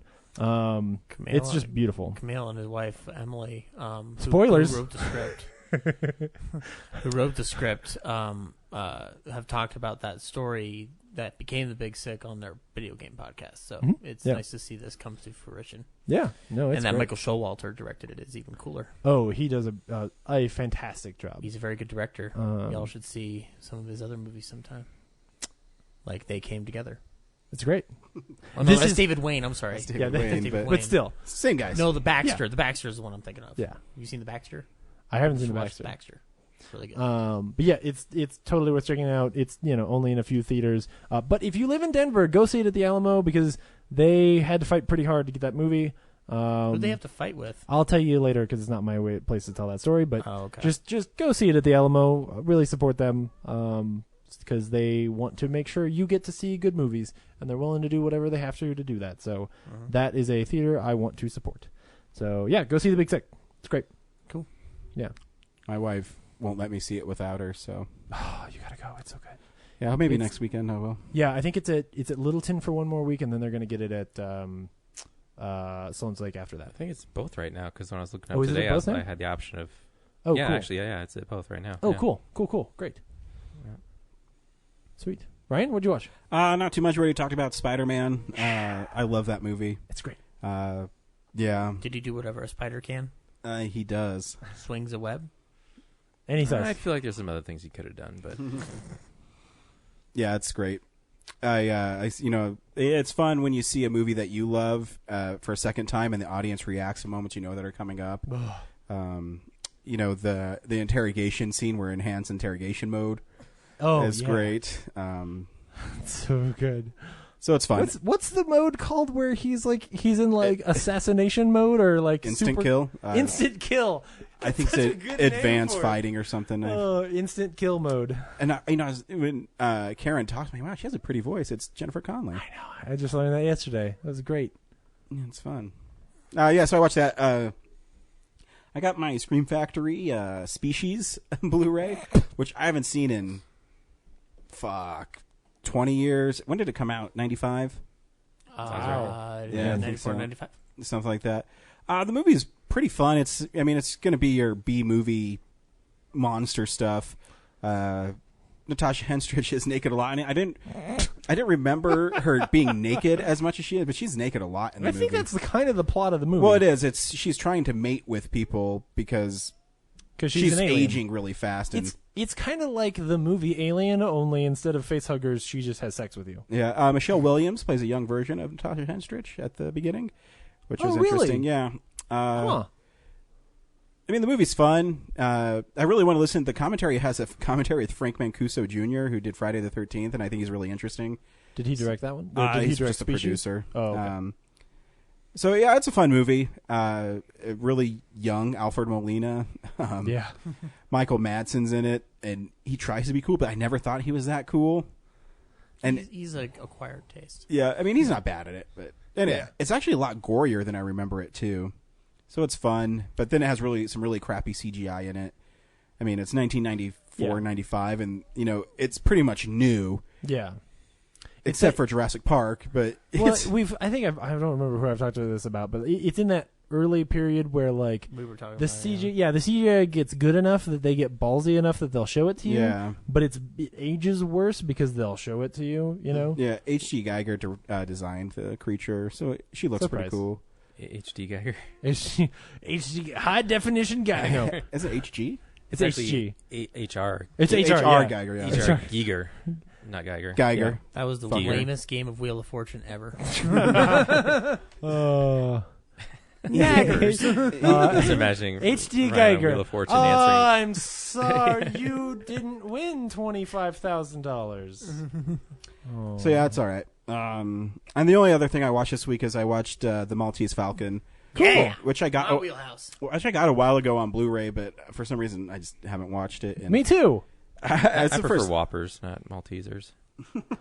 Maltesers Get are out really that good. fucking door now. What did you think of a really good movie, Ryan? Well, I've seen it. I haven't seen it in a really long time though. And what I love about Sam Spade and characters like that from Kiss Me Deadly, where it's Hammer. I love the hard-boiled detective guy who just smacks people around to get what he wants, and they always talk tough. I think I love their trench coats with the fedoras, and it's just like the setting of the whole thing is really cool. Take a swig of bourbon and go, Yeah. come on, baby, we're going on a caper. I'm pretty sure the first line is "Go ahead, sweetheart, send her in," something like that. And Show her in, Effie, darling. Yeah, it's matter. oh, here we go. Can't smack people around to get what you want at your job. You can't, which is a bummer. See, Like a minute ago, I watched Brad just get like all grins, and he was excited. And I was like, "This is gonna be good." See, the Maltese Falcon. One of the things it's missing that makes it perfect is that it doesn't have an HR representative. Yes, but yeah, it's. I mean, if you want to watch Bogart just be awesome, yes, watch the movie. I mean, it's. It's one of many where you can watch him be a badass. Yeah, to me, it's the high mark for film noir. It's essentially its birth in a weird way, like in terms of like cultivating all the different ingredients together in one package. It's the beginning of it. Yeah, like I said, it's really fun. It's because I love where he's always a couple steps ahead of everybody else, whether it's the Fat Man or Cairo, who is they hint is gay. And did you watch some of the documentaries on the I haven't had a making of chance it? to yet. Watch a couple of the little, like, there's like a 30-minute one, I think, or something like that, 30, 45 minute. But yeah, they allude, like, Cairo in the book is gay. So. Well, yeah, I mean, when he gets beat up by Sam Spade, he's wearing white gloves and he has tickets to the theater and all this stuff. He's a dandy, and he mentions that his shirt gets all ruffled. And yeah, he's like, I love the thing where he keeps trying to pull the gun on Sam Spade. Keeps trying the same thing, even though he's going to get smacked again. Wilmer tries to do it all the time too. Yeah, and John Huston's a really good director. It's the shots that he sets up, and so a bit of a claustrophobia to the movie because a lot of it takes place in one room. Yeah, like a big chunk of it. It's fun. I mean, if you don't know the story of the Maltese Falcon, it's there's a Maltese Falcon that's worth lots of money, and the dame in there sets up, goes to see Sam Spade and Archer, of course. That's detectives, awesome. Yeah. And then Archer ends up getting murdered, and so Spade is trying to solve it, and the police think that he did it or is complicit in it because of how much the Maltese Falcon is worth, and he kind of ends up swindling people or outsmarting them, I guess is a better way of saying it. And I always love those. They give you like a little nibble, and then Bogart will come in with a cigarette and be like, actually, this is what happened. We need a fall guy. You're going to be the fall guy. And it's just, if you want to know where every trope of that genre comes from, the Maltese Falcon is it to a T. Yeah. But what makes it great is it's done incredibly well. Yeah. What's amazing of it is that it's a remake because they tried to film it twice before, and every time they did the property, it didn't work because they didn't have the right ingredients. The first one was called The Maltese Falcon, but the second time they tried it was with Bette Davis, and it was called Satan Met a Lady, and it's a comedy version, and it's terrible. There was just too much cumin. Yeah, there was a couple funny moments in it too. There's this part where Spade goes sees the Fat Man, and he gets all worked up. He's like, "And you're gonna have that ready for me at 5:00." And he throws his like glass, and he's acting all tough, and he leaves, and he starts laughing because everyone like buys him being this really tough guy. It's pretty fun. It's a really good performance. Yeah, so that's what I watched this week. Cool. That reminded me, I rewatched To Catch a Thief again this week, which I watch about every 6 months, and it's great. Yeah, that one's sitting on my shelf right now too. I have to watch that one on Blu-ray. I used to watch them all the time with my grandpa. AMC used to just show old movies. They didn't have anything else on it. And then they switched to more contemporary programming, I don't know, 10, 15 years ago. It's not it's not American Movie Classics anymore. Exactly. It's now just a movie channel. Yeah, exactly. AMC. But I don't know, Zach probably remember, like 10, 15 years ago, that's all that was on there. Oh, yeah. Well, I think it's weird because, like, when TCM came out, it was, like, really, really new, and AMC was, like, the forerunner of it, and then TCM kind of started edging them out. Yeah, well, because the Maltese Falcon is a Warner Brothers, so eventually he just started buying. Turner had so much money, he just started buying all the stuff. Right, which I'm glad that it has a more centralized ownership. Well, he cares too, though. Yeah, he Ted does. Turner does care. He does care, despite his crazy Civil War movies. He cares. Yeah, and he cares about preserving it. But yeah, so except for that one time when he wanted to put crayons on everything that was black and white. Yeah. But we won't talk about that. He's a nice guy. Anyway, but they started edging him out a little bit, and it's funny. Like if I don't have TCM anymore at my place, but if you look at their schedule, like some of the films that they're pulling from, like they're even getting Disney product in there. Mm-hmm. Like they're doing Disney nights with Leonard Maltin, and it's amazing. So yeah, I'd like them to have. I'm glad that they're actually doing a little bit more work with online streaming now, which is interesting. So next up is a segment we call Real News, where we explore movie news. It's real news.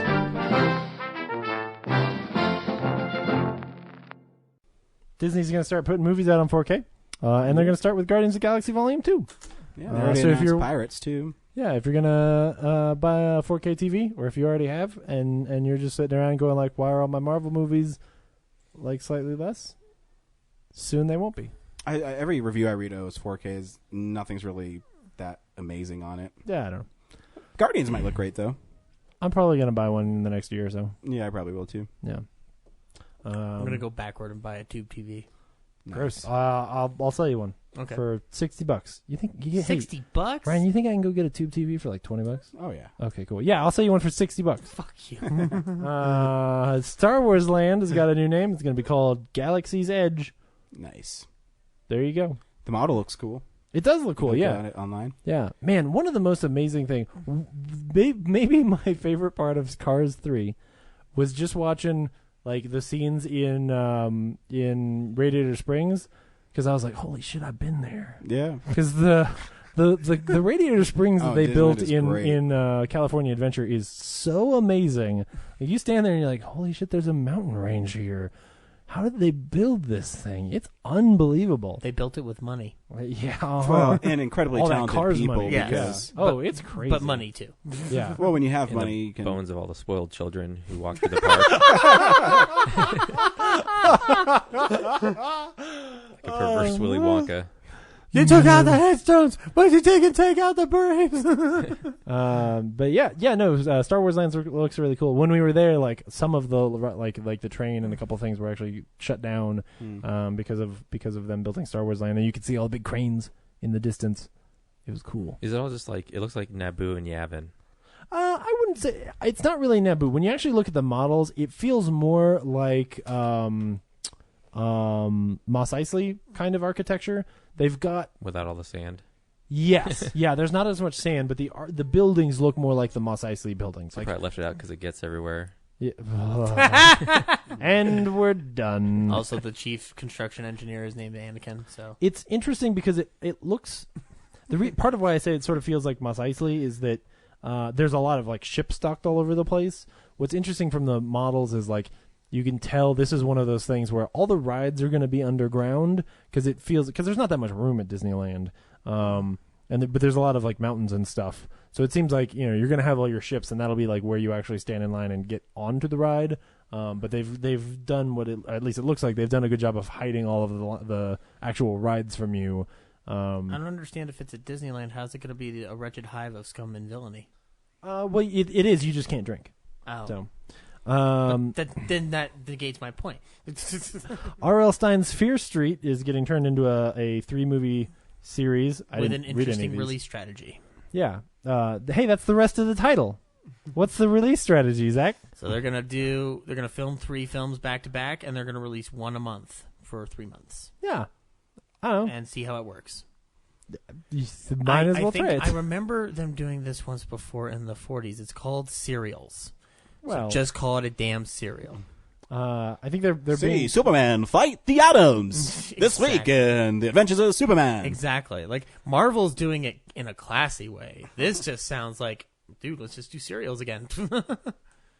trying to check again. I think it's I think they're being written by the guy who wrote Lights Out, which is ironic because one of the Fear Street books is called Lights Out. Anyway, that's the end of that story. Kermit got fired from Disney this week. To be specific, Steve Whitmire. I heard they fired Kermit.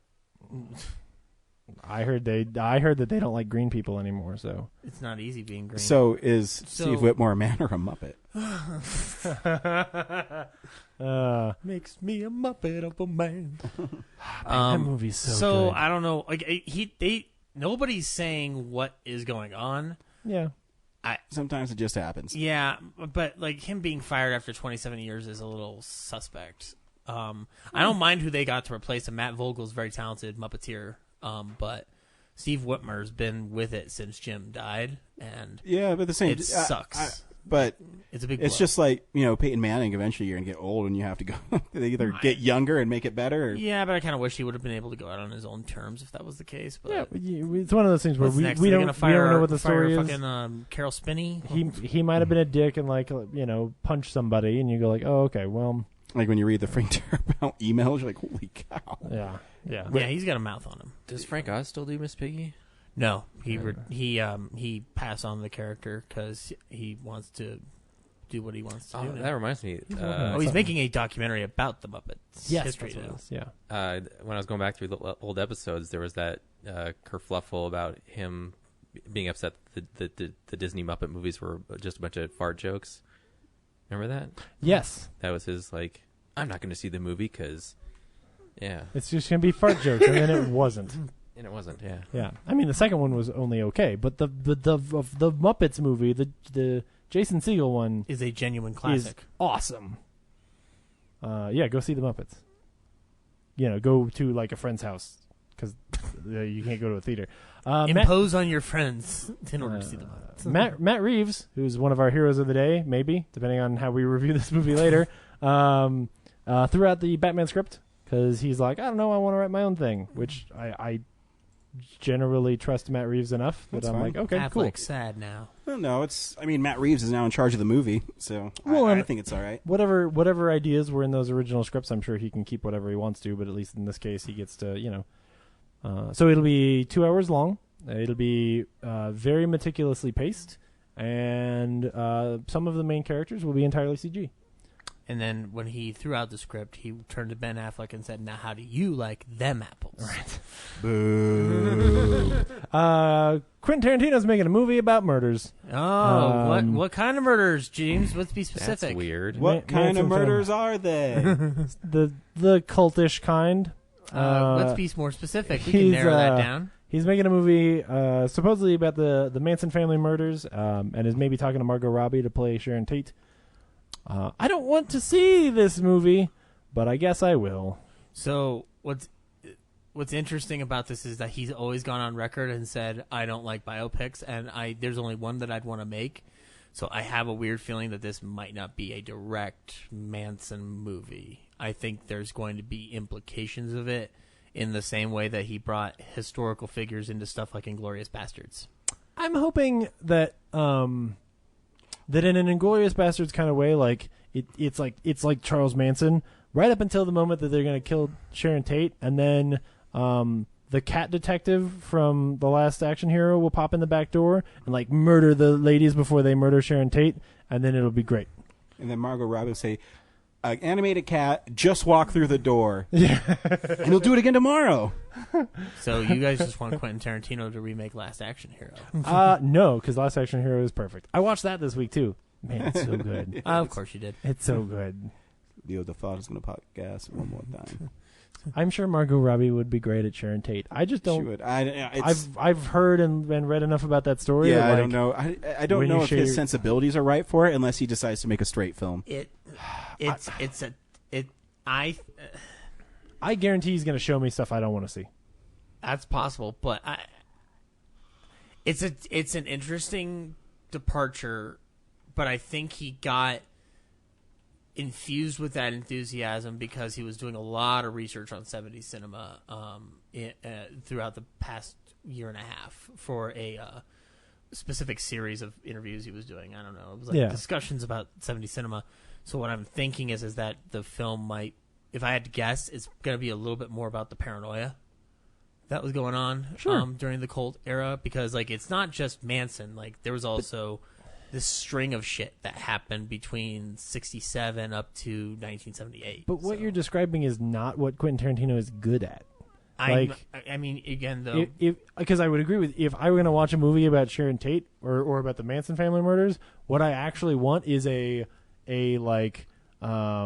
David Fincher. A David Fincher version of the days following, or of the first 12 hours after the murders. And I want a detective story about trying to catch the Manson family. And I'm not saying you're wrong on that to want that, but I'm curious. But again, Quentin has a lot of different things he talks about. Sure. And so, I will see what happens. Because he was also talking about doing a 30s Australian gangster movie for a while. That sounds more like something I would want from Quentin Tarantino. Right. So, or maybe he'll make Hateful Eight 2 Cruise Control, which is what I want to see. Okay. All right. Yeah. All right. Yes. Yes. Cowboys kill each other on a cruise ship. Anyway, that's news, unless I missed something.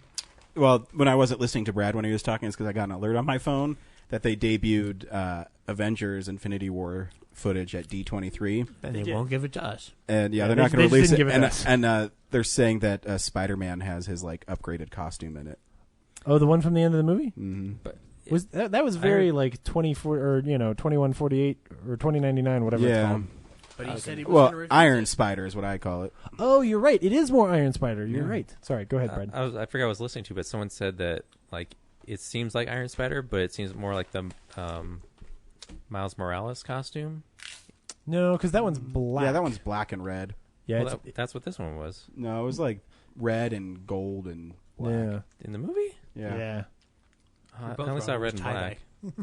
Yeah, to me it looked more. You're right. When you said Iron Spider, I was like, oh yeah, it looks more Iron Spider than it looks. Yeah, because it's metallic and everything. Yeah, I just thought it looked so techy that to me I was like, oh, it's kind of like the future Spider-Man one, but he'll probably need it for fighting Thanos. And I was reading, I guess you're right. They're describing there's a part in the footage where Thanos wears the Infinity Gauntlet and breaks down a piece of the moon for everybody to fight on, some planet's moon.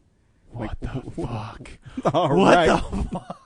Oh my goodness! Wow, okay. This is gonna get weird. Yep, and awesome. Well, they brought up it being Miles Morales' suit because it would it could conceivably do if Robert Downey Jr. doesn't want to continue, maybe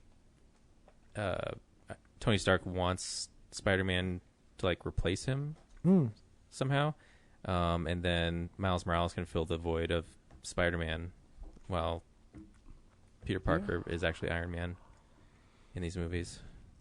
Sorry, I just had a different thought, which is they should keep Liz from Spider-Man around, and she should be the new Iron Man from from the one in the books, because her dad is the Vulture and is a tinkerer guy, and she's smart. So by the time she gets to college, she could be super smart and inspired by Peter Parker, but also haunted by her father, the past of her father, and you'd be like, hey, that oh man, hire me. I feel like the Vulture might turn into an anti-hero. I do too. Because he doesn't, well, spoilers, he's still alive. He has a code, so. Yeah, he doesn't tell the Scorpion. I think Aquaman's going to defeat Thanos. That's just my guess. I don't want to talk to you anymore. We'll see. They'll have to work something out because I know Keaton only signed on for one movie, so. Yeah. If I'm Marvel, I'm throwing a lot of money at him. Let's see. This week on Real Nerds Podcast, we saw War for the Planet of the Apes. Brad, should people see War for the Planet of the Apes? Unfortunately, I have to recuse myself from this review because I went and saw it, but I fell asleep at many points. Part of that was I did find some of it boring. Sure. But it was literally my body just shut down. So it wouldn't be fair for me to actually other than the stuff I did see, it jumped around and I didn't. I suddenly saw, where'd that character come from? But I also didn't care that much to find out. I was just I'll find out through you guys. But yeah, I was just gonna say it's sort of an adventure, a going from here to there, and we pick up characters along the way kind of movie. So I can just imagine you waking up and being like, "There's new monkeys in this movie." Yeah, I probably shouldn't say it right now, but there's a point at the end where I was like, I didn't know that character even died in the beginning. And I did watch the beginning. I watched the ending, the big finale, I stayed awake through, but it was the middle where I was just like, where'd this person come from? Mm-hmm. Why is this character doing anything? Why are they in this jail? What happened? Oh, that's funny. I'll find out soon here. Zach? Should people go ape this weekend? Yes. Oh God, you ran that one in the ground. Doesn't matter. I love it. I've loved these reboots of the Ape series because they brought back the kind of social criticism, social commentary, I should say, to the series, which was very much not existent in Tim Burton's remake. This one, I'm not sure yet if it's better than Dawn, but there are a lot of arguments I could make for it being the best of them all, of all the reboots so far. But yeah, you should absolutely go see it. And Andy Serkis deserves a gold statue on his mantle. James? I'd also like to add that the CGI is phenomenal. Yeah. Like, So, the parts I was really paying attention to, like, all I could think was, like, how realistic these monkeys look. It's insane. Oh, yeah. It's... James? First thing is, I would say this... If you like the other monkey movies, you should go see this one. If you... this is also... The monkeys look so good... It's Apes. almost worth seeing the movie just to see the monkeys. Apes. Because they're just unbelievable. I was mesmerized just, like, watching their facial expressions. And Did you keep on trying to see if you could see, like, grain or, like, you know, something? But no. Or like when the monkeys are in the sewers and the water is, like, reflecting up on their faces, and I'm just like, holy. And their eyes crap. feel like they have life behind them. Yes. Unlike, you know, those Zemeckis CGI things. Oh no, yeah, like mid-2000s. this is unbelievable. And I'm sure in a couple of years it'll age a little bit, but I mean, just watching it the whole time, I was amazed by it. So it looks it's like almost actors worth in seeing just makeup, for that. but it's not. Yeah. Yeah. So it's definitely better visually than those last two. I would say I think I had more fun with Dawn. I did have a moment in this movie where I was watching it and I was like, man, this is a really well told story, and they're doing some great stuff here, and these characters are built really well, and all of this is just firing on all cylinders, and I just kind of don't care because they're monkeys. Which is so like, I don't know why that is, but it just, at some point, you know, I just had this moment where I was like, man, I feel emotionally unplugged for some reason, and I just can't put my finger on. That being said, like, yeah, I think it's pretty good. I think if you do tend to like these, you should definitely check it out. There was just some kind of emotional wall for me, but I think they did a pretty good job, and I think the action scenes can be pretty cool. So, tough one to review, but yeah, pretty decent. So. Yeah, I think you definitely should, especially if you like the other ones. I think the progression of the films is pretty amazing, because this is Caesar's journey, and to see where he started with James Franco, and then where he gets to at Dawn, because this movie even touches on his decision in Dawn to get rid of Koba, and it's amazing, and the special effects. There's parts when they get water on them, and you're like, this is unbelievable that they're able to pull this off. Because when you even watch the first one, The Rise, you watch it now, and you're like, oh yeah, it doesn't look quite like, because he's wearing like a t-shirt and stuff. Yeah, and you know why see they the seams. Yeah, and why you do that is because they don't want to animate all the hair. But you watch it now, and you're like, holy cow! I don't know how they can make it better, because deal with the devil. Yeah, right. Like, it's so good. But no, I think this movie was pretty spectacular. It has a lot of weight to it. You do have to see the other ones, I think, because there is some backstory there. Yeah. You kind of have to know Caesar's motivation a lot. Yeah. And while they do, actually, I think that the crawl was really cool, where they incorporated the titles of the films. I really into that. Did you? I did. I couldn't help it. I appreciated it. I thought it was so cheesy. I'm gonna split it in the middle. But yeah, it's pretty awesome. Here's the trailer for War for the Planet of the Apes.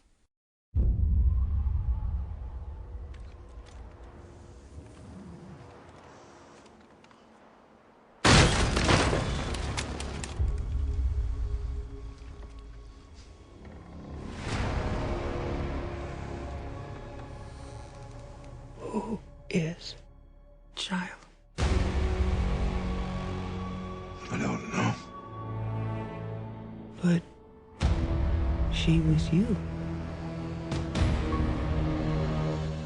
She has no one else. We are not savages. Apes fight only to survive.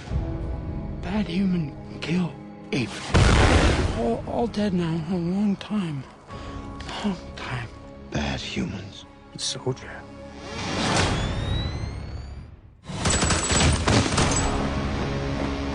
Years from now, your children will ask you, what did you do in the greatest war? And you can tell them, I fought to protect this world. We created them. But now,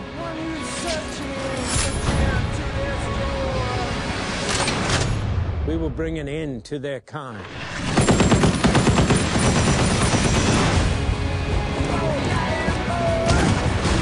No mercy. No peace. This is war. Apes together, strong.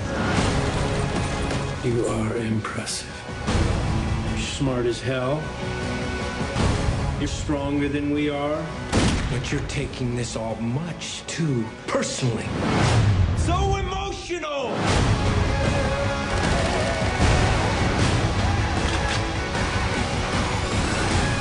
I did not start this war.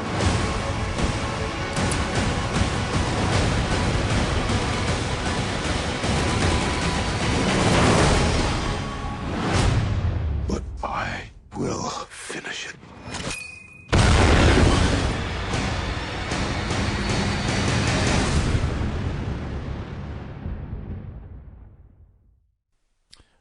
So, I even have an argument that this is amongst, if we're going to talk about every Planet of the Apes movie made except for Burton's garbage pile. Oh, you mean Marky Mark meets the monkey people? Yeah, Marky Mark meets the monkey people, or Tim Roth goes bananas. Boo. No. There's a scene where he goes bananas. I know. But I found it on par with the story in terms of the storytelling level with the first one that came out in 1968, because I still think that the one from 1968 is a very strong story. And this one is even deeper than any of the original films ever accomplished, and much deeper than I think Rise and Dawn cover, because of it's tackling a bunch of different issues, from obviously the class warfare all the way down to like freaking like the Holy War, which is a subject that was tackled in the second original Planet of the Apes movie, which is the worst of them all. Mm-hmm. So to bring back the Holy War and make it legitimate was very impressive. But I think that what I love most about this film is that we spend a lot more time, unlike the first two films, we kind of had to split evenly our attention between humans and apes. And this one is primarily the apes, and it's strong storytelling in that regard, because you have to... Caesar's the only one really talking up until we get to Bad Ape, and then eventually Maurice. But the rest of it's in sign language. Yeah, and I mean, it's interesting storytelling. And then we get to... Like, we don't get to Woody Harrelson until like an hour and 15 minutes in this movie. Yeah, the movie. We only get him for about like 30, 45 minutes. The movie's basically Happy Feet with monkeys. No, because like no, that's all of your main characters are. No, I just mean in that like it's almost like it's an animated movie, because all of your main characters are monkeys through the whole thing. Like, yes, you have the little girl, but like she doesn't talk. But no, though she was the point where I realized like, oh, I'm actually less emotionally connected to these guys, because like the scene when Luca dies and she gets really sad, and I was like, I actually was more emotionally impacted by her being sad than I was anything else. And I'm not sure, quite what that was. You just have a thing against monkeys. Is this an okay time for me to ask, where did that girl come from? Yeah. So they on their adventuring through the whole planet, it seems, because probably should explain why they're Northern California. Yeah, they go into the snow level, and when they get to the snow level, they find this small like town, and there's like a guy there with a bundle of wood, and he's like, oh, he sees them, and he's like, uh-oh, and he's like, I'm just gonna put this wood down, and he goes to put the wood down, and then he's like, "But I got a gun!" So he goes to try and shoot him, and then he doesn't really say this stuff. No, I'm enacting it for an audio podcast. So he's like, "I got a gun," and Caesar just fucking blasts him with a shotgun, and you're like, "Whoa!" And then as they're touring the house, Maurice finds the little girl. Well, they all find the little girl, but Maurice actually gives a damn and sort of befriends her, and she can't talk for reasons that we find out later. Wait, why can't she talk? Okay. So what happens in this movie?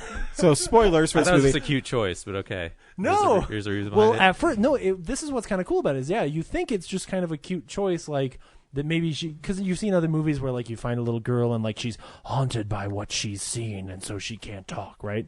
And so you kind of think it's just that old trope again.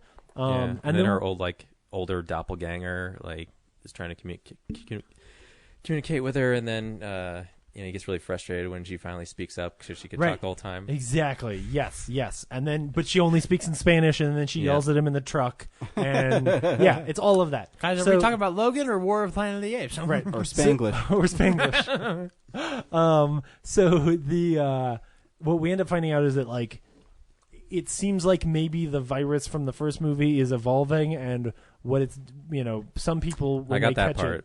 Yeah, some people when they catch it, they're yes. So that evolution, she has whatever virus where she has de-evolved a little bit and can't remember how to talk, but she still has some personality, So she's trying to figure out what is she in this new world? Basically, she's becoming the humans from the original Planet of the Apes, where they're savage and they can't talk anymore, and they just run around. Partially because they're but whatever. Okay. But so that's what it is. That clears that up. Yeah.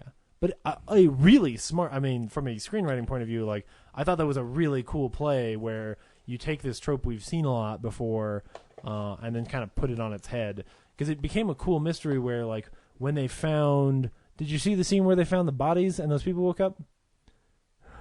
So there's a scene where they find... the three guys they shot yes. in the snow. Yeah. So one of them wakes up and can't talk. And, that's the first moment where you're like, oh, there's a mystery. We're on some kind of a caper. He was choking on his own blood. No. He was doing weird things, and one of them, I think Maurice says hey, he's mute like she is. Yeah, there's a cool moment in this movie is Woody Harrelson. When you first kind of see him, he's this cartoony leader of the humans, and then of a cartoony band of soldier people. Yeah, but then they have that great scene with Caesar in his war room, where he's talking about why he's the way he is, and talking about mercy. Yeah, and Caesar tells him he says, I let your guys go to show you mercy. You don't show any mercy, and then he talks about how he killed his son because his son was devolving because of that virus. Yeah. It was a little exposition heavy, but pretty cool. Yeah, I was thinking as I was watching it, it's is he just going to explain everything? I kind of disagree because I think you need that scene in the movie because yes, you absolutely. Anytime there's a scene with a lot of exposition, you need it there. That's why it's there.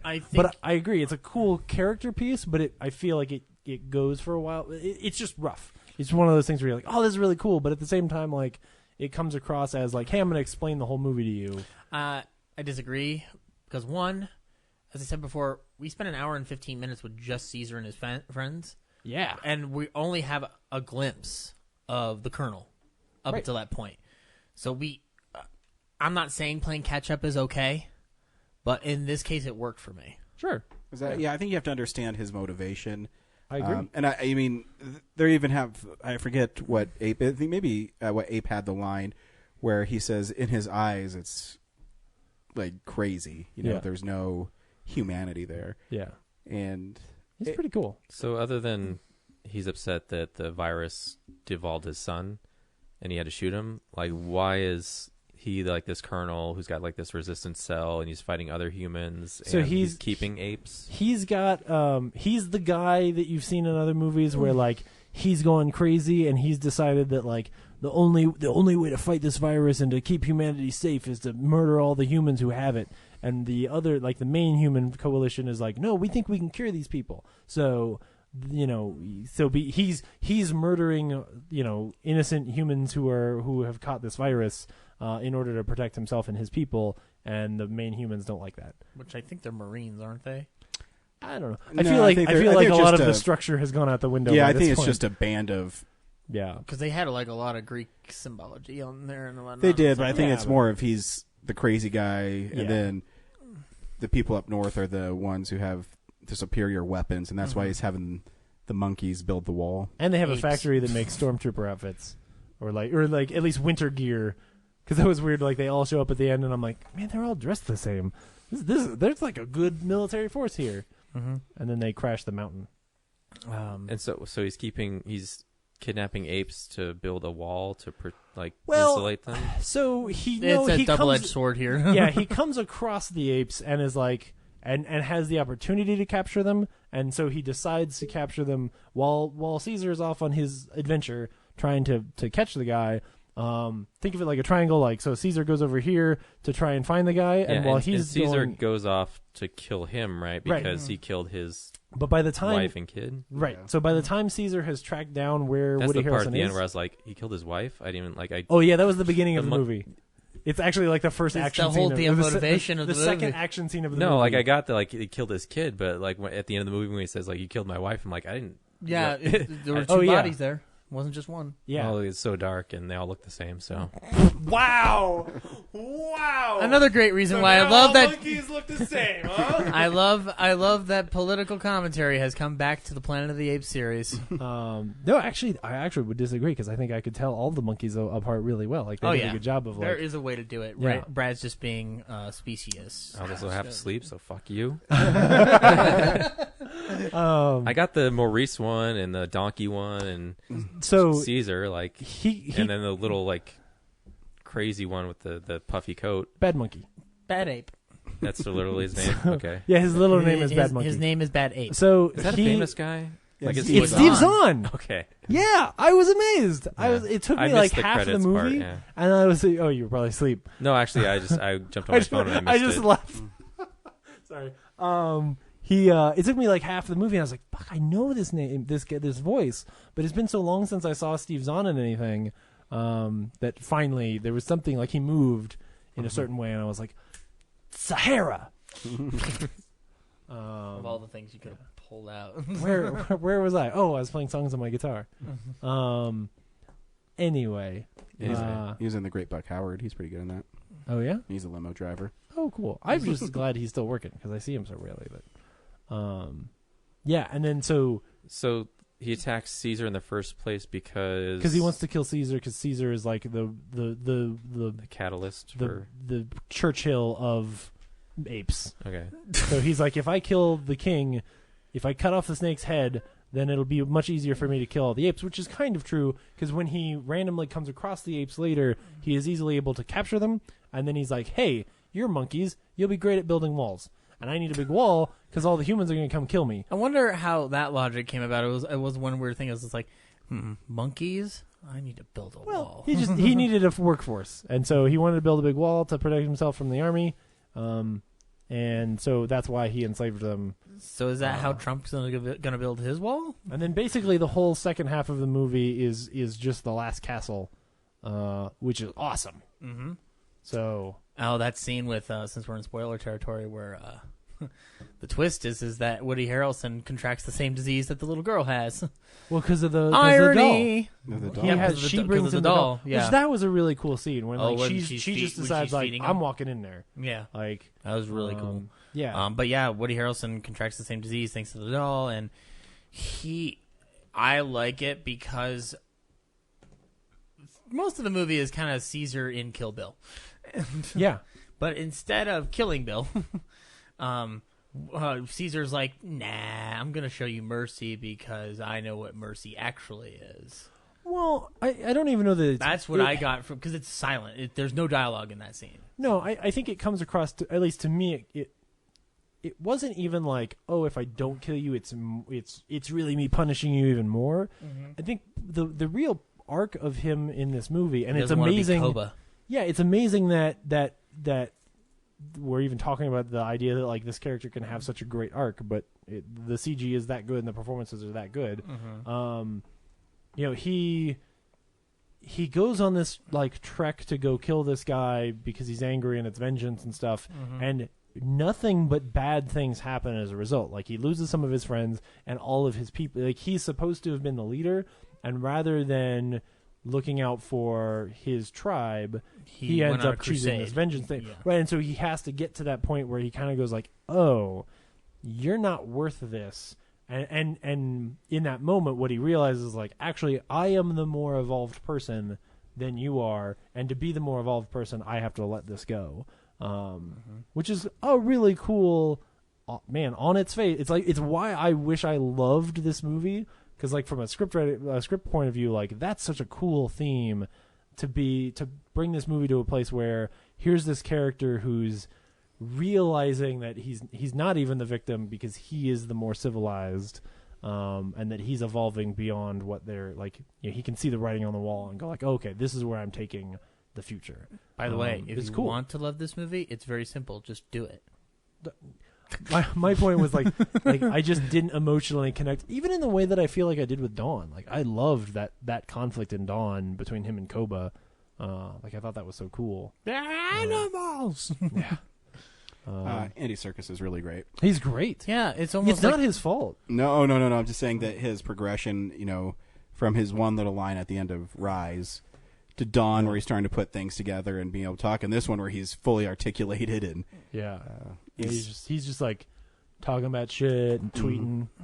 It's totally tweeting. Yeah, it's almost like we should. It's almost like we should give him a gold statue to make a statement about CG characters and how they are just as good as regular people. The gold statues don't matter, man. They kind of do in order to set an example. They don't matter. It's an appearance thing. Yeah. In my heart, he's a winner. Yeah. Yeah. Your heart means shit. Next week, where are we going? To Business Town? No. Where we're going, we don't need roads. Back to the Future? Wait, there's another Back to the Future? We're going to Dunkirk. Oh, okay. I thought you were going to say Donk City, New Donk City. Nope. Can we go to New Donk City? Sure. Awesome. I'm so excited for New Donk City. Next week on Real Nerds Podcast, we'll be seeing Dunkirk. Cool. Which looks really great. It's in 35mm if you go to the Littleton Alamo. Yeah.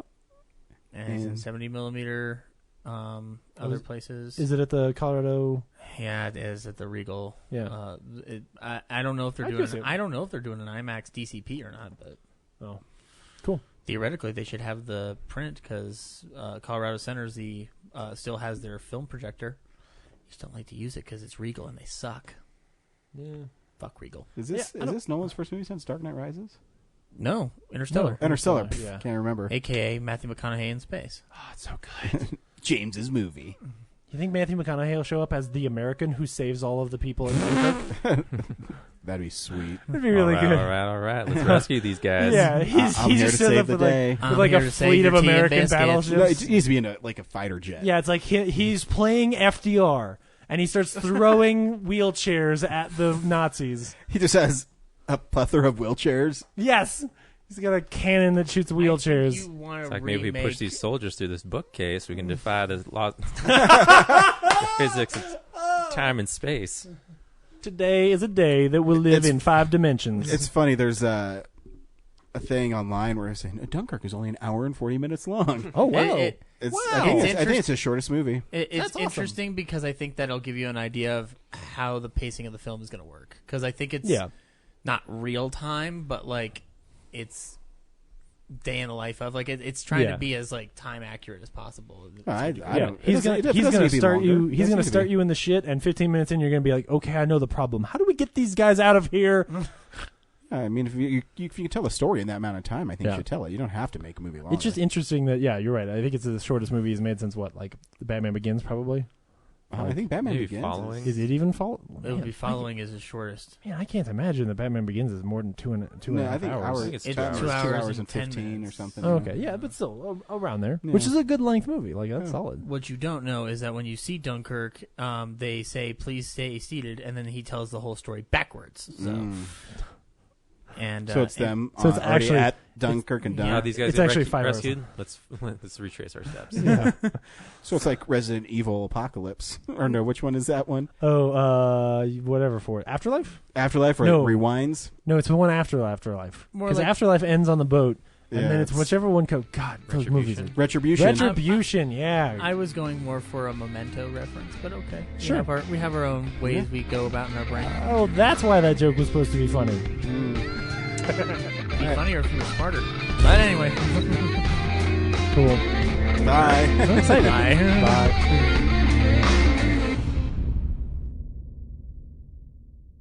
Real Nerds Podcast is a Nebulous Visions multimedia production. The Real Nerds would like to thank the Alamo Draft House in Littleton and now open in Sloan's Lake. We also would like to thank Colorado Coins, Cards, and Comics, especially Andrew. Our music has been brought to you by Sparks Mandrill and Plan 9 Studios. And of course, thanks to James's mother, our most loyal listener. Have a nice day.